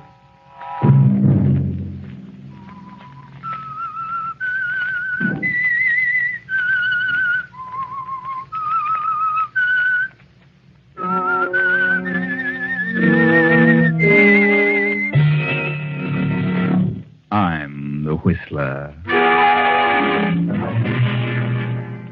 I didn't see the man. I swear I didn't. He just appeared out of nowhere. I didn't see a thing. I only heard that awful thump when the car hit him. It was an accident, I tell you. Friday night, and again, CBS presents The Whistler. I, the Whistler, know many things, for I walk by night. I know many strange tales, many secrets hidden in the hearts of men and women who have stepped into the shadows. And so I tell you tonight the odd story of Blind Alley. Young Henry Carteret III and his widowed mother live with Henry's paternal grandfather. Grandfather Carteret is immensely wealthy and lives on a vast estate in the suburbs. Young Henry, after graduation, seemed to follow in the footsteps of his late father. He's a weak sort and quite the playboy of the city, gambling and drinking. So grandfather, though inclined to be generous, finds it necessary to cut down on Henry's allowance. But, Grandfather, I can't get along now. I can hardly make ends meet. But it's embarrassing. Embarrassing? Huh. For a whole year now, all you've done is gad about all night and drink and gamble. Well, I've paid all the debts I'm going to. Well, what can I do on $100 a week? When I was your age, I got along on $10 a week. But times have changed since you were a boy. You're just like your father. Physical wreck and in his grave before he was 35. Oh, well, he did everything to excess. He was my son. I know what he did. Started out just like you. But each day he got a little worse. He was smart, too.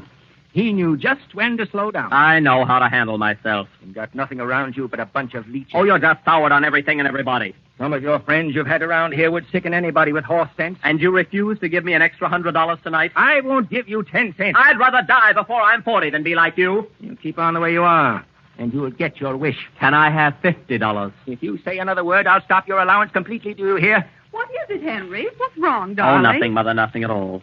Grandfather's on one of his economy rampages. Oh, but, darling, your grandfather is right. You're only harming yourself. Well, what good is money if you can't use it? Depends on how you use it. Oh, he couldn't spend his money in the next 50 years if he tried. No, but you certainly could. Well, what are you going to do with it? Leave it to you, providing you get some sense in your head.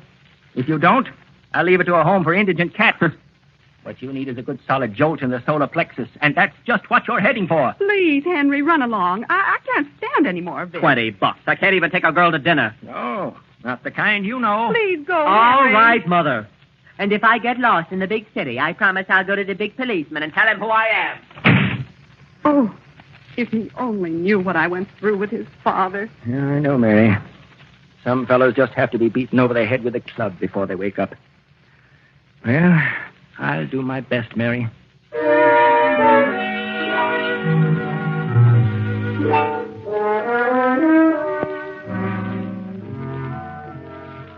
For several weeks, Henry has been making the rounds of the nightclubs and gambling places with his latest girlfriend, Nella Goodwin of the Boston Goodwins. Nella and her brother Jerry have been vacationing in the vicinity. The three of them have made the rounds and have dropped into Nella's apartment for a nightcap. Well, I certainly had a wonderful time tonight, Henry. Did you, Nella? Well, so did I. But I was so sure I'd clean up on that roulette wheel. You can't win all the time. Here. Here's your drink. Thanks. Let's see, how much did I borrow from you, Jerry? Oh, just 100. No, I'll let you have it in a couple of days. No hurry. Really think you should drink any more tonight, Henry? Why not have some coffee? Coffee? Perish the thought. Who wants coffee? How far do you have to drive? 20 miles, isn't it? Oh, he'll be all right when he gets out in the air. Oh, I don't know, Jerry. It isn't safe. I wouldn't want you to get into trouble, Henry.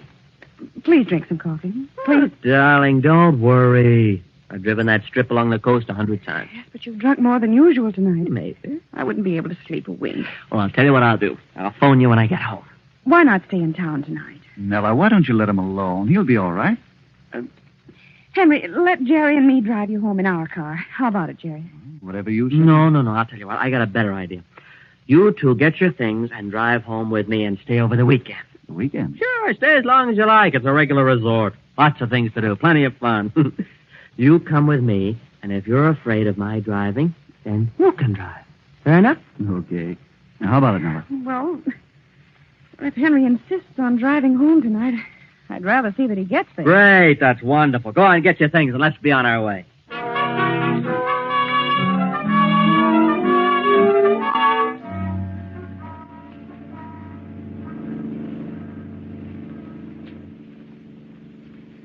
Well, how am I doing? Satisfactory, am I? Well, I'd feel better if you'd slow down a bit. It's beginning to mist. Better take it easy, Henry. Okay.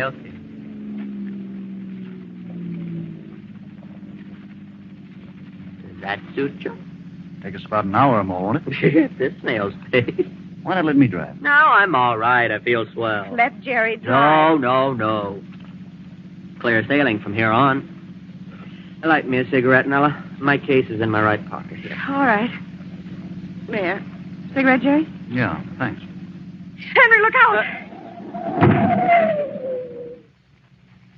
What was it? We hit something. Yes, it was a man. A man? Oh, good Lord. Yes, there he is at the edge of the road. Oh, Henry. I see him. Stay in the car. I'll have a look.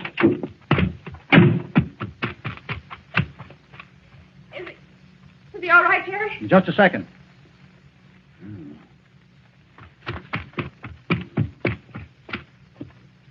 Jerry. Not a sign of a pulse. He's dead? Oh, but I wasn't going fast. I couldn't have hit him very hard. I know, but he's an elderly guy. Jerry, what do we do? We've got to do something. Yeah, but hey, there's a car coming. Way back there, look. We got to get out of here. They'll smell liquor if they stop, and Henry's driving, and he's tight. What do we do? Look, it's a red light. Police. We've got to get that body off the road. They'll see it and chase us. Get out, Henry. I'll jerk a wire loose on the distributor. We're having trouble, see? Take it easy and don't get excited. I'll carry this guy over behind that big sign. When you find the trouble, the two of you drive on. I'll meet you back at the apartment. I'll get there as soon as I can. Here they come. Don't be nervous, Henry. I feel kind of sick now.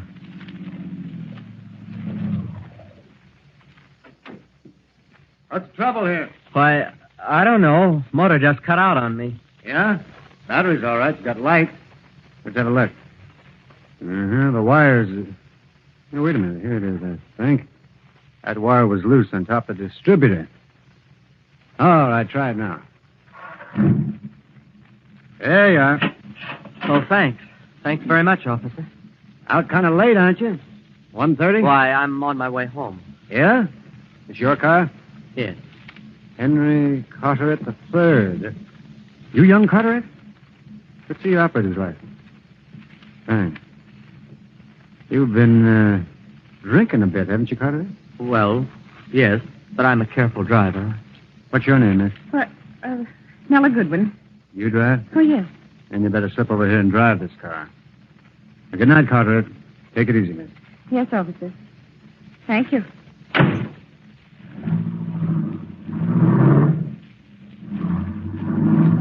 It was young Carteret. Had a loose wire. Let's get going, Joe.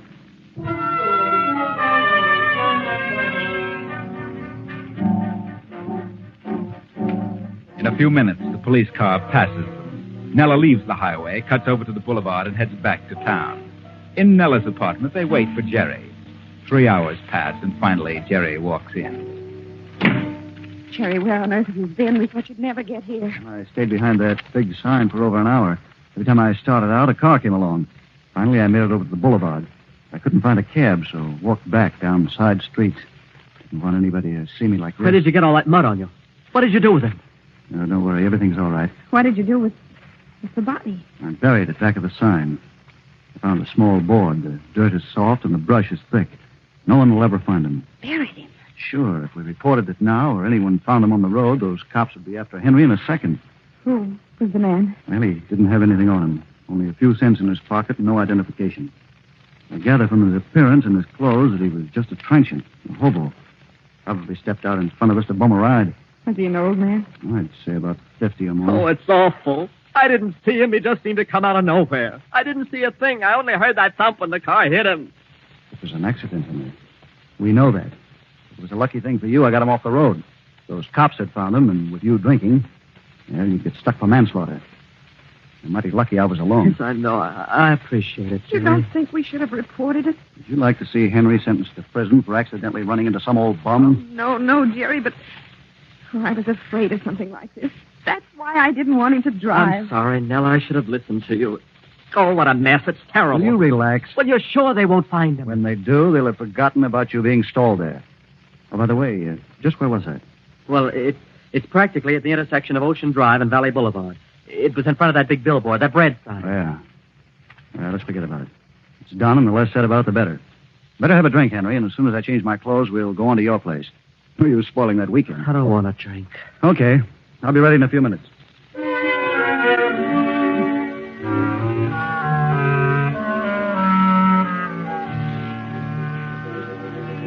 All the rest of the night and morning, Henry is shaken. He cannot close his eyes. And finally, he musters sufficient strength to dress. Downstairs, his grandfather is talking to Jerry and Nella. And what did you say your name was? Goodwin, Gerald Goodwin. The Boston Goodwins, you know. The Boston Goodwins? This is my sister, Nella. I see. Came down with Henry, eh? And what time did you get here? Well, it was late. That is, early this morning. It was about 6, to be exact. 6? Huh. Don't you people ever sleep? Oh, certainly we sleep, but, well, youth doesn't require the amount of sleep that age needs. And what are you doing here? Henry invited us to spend a week or so with him. Oh, is that so? Mm-hmm. Well, that's mighty decent of him. Henry's a wonderful boy. He really is, Mr. Cartwright. All depends on how you look at it. You should think a lot of Henry. I do. Believe me, I think constantly. Good morning. I don't think I know these people. Or do I? No, you don't, Mary. But you will. Henry's guests came in at 6 this morning, here for a bit of a stay from Boston. Jerry Goodwin and his sister Nella Goodwin, of the Boston Goodwins. This is Henry's mother. How do you do, Mrs. Cartwright? Well, you're quite welcome. We really didn't want to impose on you, but Henry was so insistent that... Well, we really came because... Because Henry wouldn't take no for an answer. And where is Henry? Well, I don't think Henry is feeling well this morning. You mean Henry has been drinking? Well, yes, a little. Oh, as a matter of fact, that's why we came with him. I was afraid for him to drive home last night. She's exaggerating, Mrs. Cartwright. Tell me, how long have you known Henry, Miss Goodwin? About 3 weeks. Going on 4. Are you the one who's been taken to dinners and nightclubs? Well, yes, I've seen him nearly every evening. Oh, I see. Oh, good morning, Mother. Morning, everybody. Well, I see you've all gotten acquainted. Henry, why, you're pale as a sheet. I've never seen you like this. I'm quite all right, Mother. I'd have sworn it was your father coming down those steps. Hold your hands out. Huh. Look at that. The jitters. Well, you're doing all right, boy. Don't you worry about being a sour old tightwad. Oh, shut up, and let me alone, will you? Henry, what is it? What's wrong with you? There's nothing wrong. He'll be all right. He had a very bad night, didn't you, Henry? Jerry. Well, first he lost too much, then he drank too much to cover up the losses. I'll pay you the 100. Oh, don't be silly. I'm not worried. I'm only kidding. Come on, let's have some breakfast and forget about it. Come on, everybody. Oh, pardon me. Would I be intruding? I haven't had breakfast yet. Do you mind? Why, certainly not. Come along.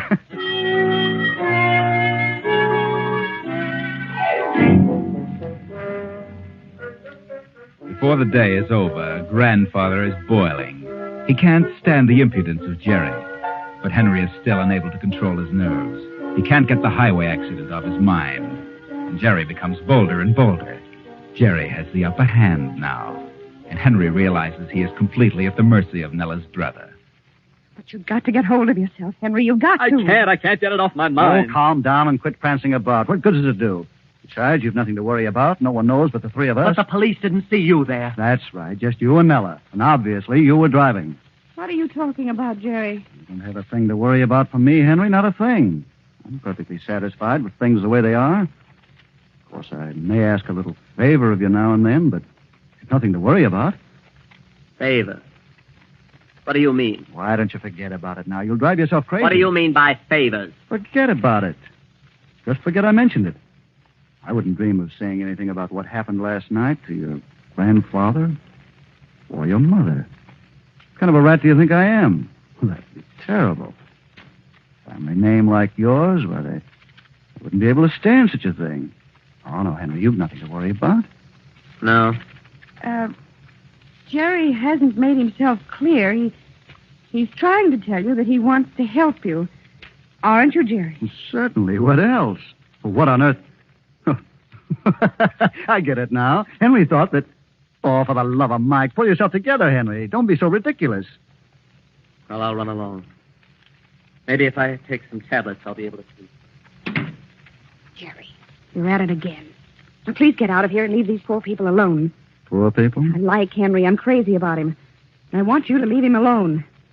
I know what you're planning. Oh, shut up. Who are you to talk? The good ones of Boston. Sure, but what have we got? Nothing. We've been living for years on our name. We winter in Florida and we summer in Maine without a dollar. And here we are again. Only this time it's a little better. This old grandpa is going to kick off and leave millions to Henry. And with what we know, well, we can stay here forever. I won't. You will? I like Henry too much. I love Henry. Huh? Well, I can't see a thing wrong with that. No, not a single thing. In fact, I approve. See you later, Nella.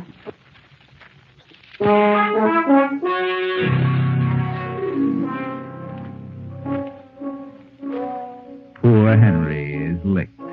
He knows Jerry has him by the nose, but he's helpless. Completely helpless. Finally, Monday comes, and Grandfather calls Henry to the library. Did you want me, Grandfather? I certainly did. Why? What's wrong? The bank just called me and said you'd overdrawn your account $1,000. $1,000. Oh, well, I haven't. What did you do with the money? What? Did the bank pay it? Certainly they paid it. What did you do with that money?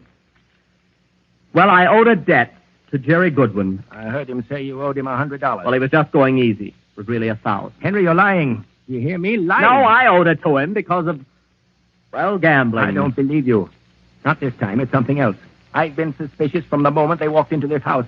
There's something going on. That Jerry is too smart, too cocky. There's something afoot, and I want to know what it is. There's nothing. Please believe me. I don't believe you. And you'll tell or get out of this house and stay out. Wait a minute, Mr. Carteret. Henry will tell you. Nella, you keep out of this. Then I'll tell. If he gave that money to my brother, then I think I know why. Why? Because Jerry knows something that Henry doesn't want told. What? Keep still. Get out of here, Nella. Get out. This is blackmail? What else? Then why do you tell me this? Well, because I love Henry. With all his faults, I'm crazy about him. I know my brother, and I can guess why Henry gave him the money. I owe it to him. I owe him thousands more. Now get out of here, Snella. Henry had to pay him, Mr. Carteret. He had to. Jerry knows too much about Henry. It's blackmail. I'll call the police. No, please. Please don't do that, please. What's going on? What's all the racket? You'll find out. Blackmail. I'll have you in jail. No, I'll tell you. I'll tell you. Jerry saved me from prison. I killed a man accidentally. Ran over him on the ocean road. What? Yes. And I was drinking. We saw a police car coming, and Jerry got the body off the road just in time. He pulled a wire in the motor, and the officers helped me fix it. And Jerry got me out of it. I see. And where did this happen? On Ocean Drive near Valley Boulevard. I buried the body back of the big billboard. The bread sign on Ocean Drive. So you see, everything's all right. I did my best, and no one will discover the body for a long time. There's no identification on it. Good Lord. It was an accident, Mr. Carteret. Really it was. Henry didn't see him. I swear he didn't. It was missed, and I wanted to report it, but the police were almost there, and Henry was drinking, and, well, it would have meant manslaughter. I've never been so shocked in my life. Your mother must not know of this. I've really done you a favor, Mr. Carteret. Leave me alone. All of you. I want to think.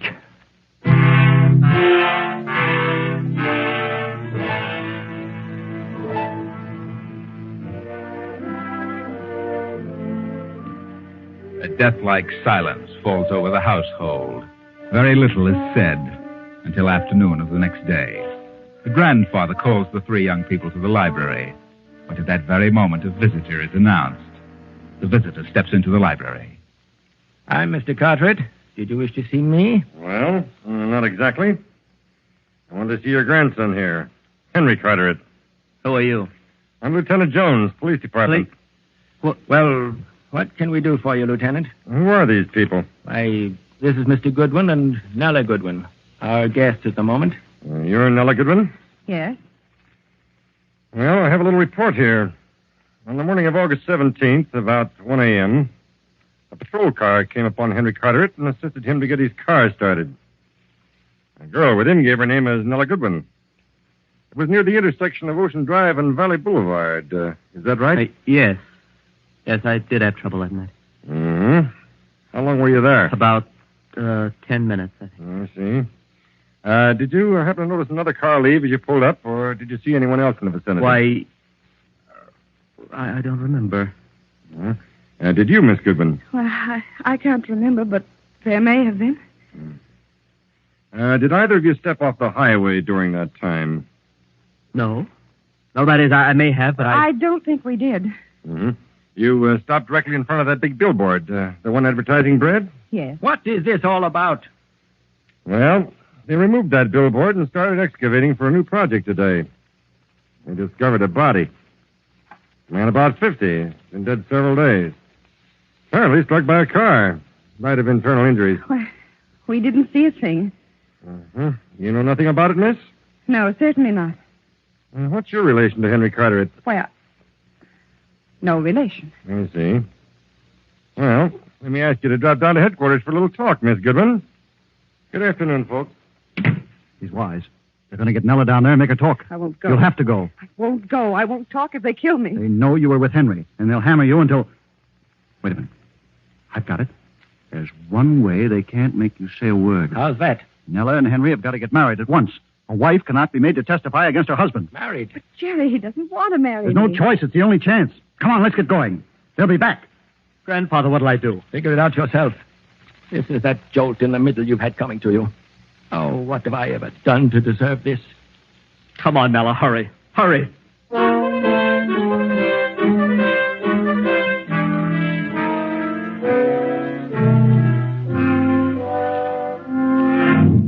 Oh, Henry, darling, married. I can't believe it. Why didn't you tell me? Why? Calm down, Mary. He's married, and that's all there is to it. Well, I never heard of such a thing. What was the rush? We had to get married, Mrs. Carter, if we had to. But don't worry, I love Henry. Married? Oh, I think I shall faint. Yes, but I'll explain later, Mary. Pardon me, there's a Mr. Jones to see you. I knew it. They're back again. Mary, please go to your room. I'll come to you in a little while. I'll explain. Yes. Yes, Father. Oh, I've never been so shocked in all my life. Henry, your father was bad enough, but this is beyond all sense of decency. Well, what do you want now, Lieutenant? I'd like to have a talk with Miss Goodwin down at headquarters. Oh, but that isn't possible, Lieutenant. No, Lieutenant. You see, Miss Goodwin is really Mrs. Carteret. The wife cannot be forced to testify against her husband. I see. Well, maybe that won't be necessary after all. Is this your cigarette case, Henry? What? I don't know. I don't think so. Oh? Well, this was found a few feet from the grave on the other side of the billboard. There's initials on it. H.C. Of course, we have ways of tracing the owner through the jewelry. Maybe it belonged to the dead man. No. He's been identified as Peter Lund, a transient. And suppose you couldn't find the owner of that case. We'll find the owner. May I see the case? Mm-hmm. Thank you.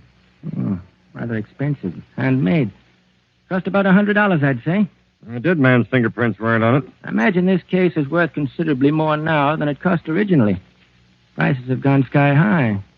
Yes, I wouldn't be surprised if a case like this wouldn't be worth, well, a pretty penny. Yes. I imagine some people would pay up in the thousands for a case like that.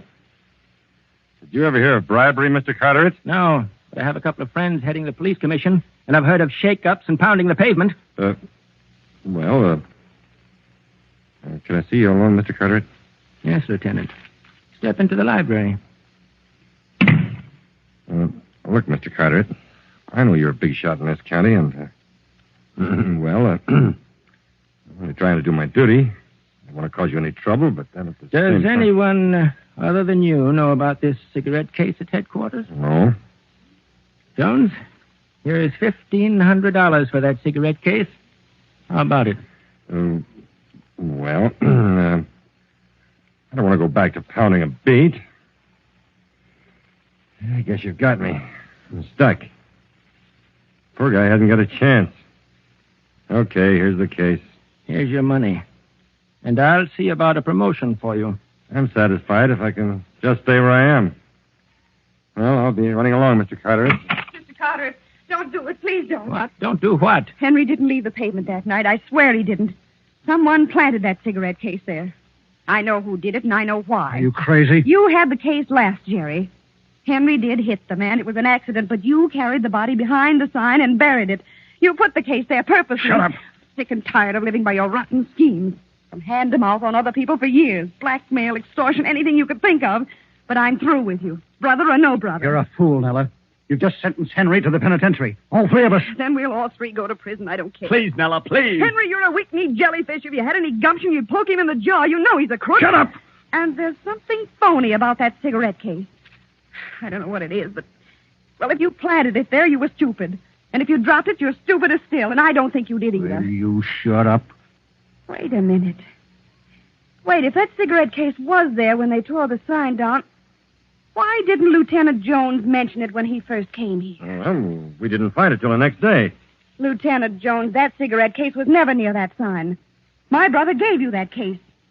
You're in with him on this. More blackmail. Good girl, good girl. You're wonderful, marvelous, cooking with gas. She's crazy. Come in, Captain Gibson. Yes, step in here, please. Hey, did you hear this? Did you hear what they said, Captain? I heard, and so did the sergeant. And take them away.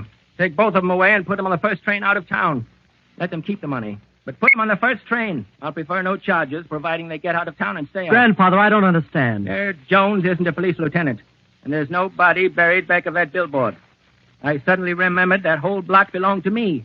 I hadn't sold it, so why would they be excavating? No body? I checked with Captain Gibson here, and there was no Lieutenant Jones. There was not even a trace of a grave back of that sign. Well, then what became of the man I hit? I'll explain that in just a minute, son. Just a minute. And what about the girl, Mr. Carteret? Nella, my granddaughter? She's the first bit of red blood we've had in this family for years. Now put that phony Lieutenant Jones and Jerry in the cooler for 24 hours. Then put them on trains going in different directions. If they come back in less than 10 years, they're crazy. Yes, sir. I'll show them how to monkey with the president of the police commission.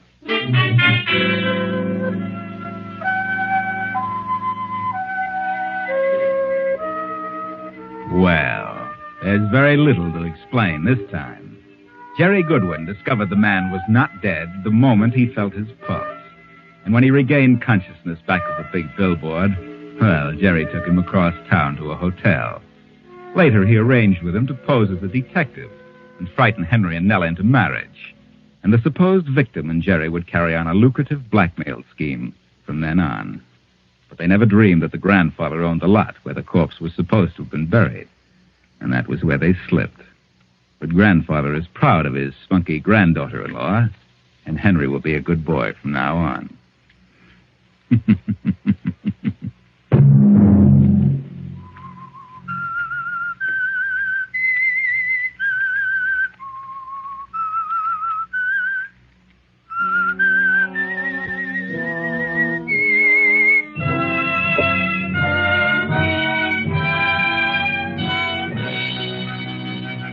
CBS has presented The Whistler.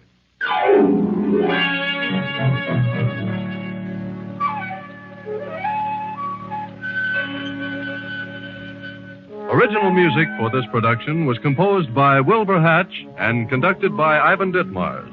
The Whistler is written and directed by J. Donald Wilson and originates from Columbia Square in Hollywood.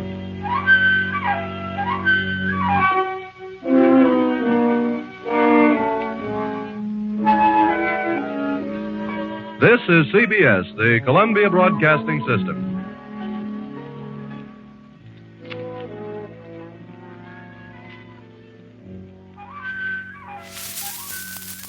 Well, my dear, it looks like the evening has played out its scheme for now.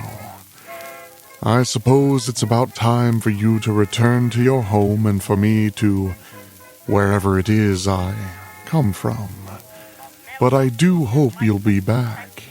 I do so enjoy this time together we spend. I'll be here, same time, same place, ready to share with you. But if I may ask one more favor of you, as you head home, as you make your way through the woods and across the railroad tracks, as you lay your head on your soft, cool pillow and nod away. Take one moment and be thankful for what you have, and I'll be seeing you soon.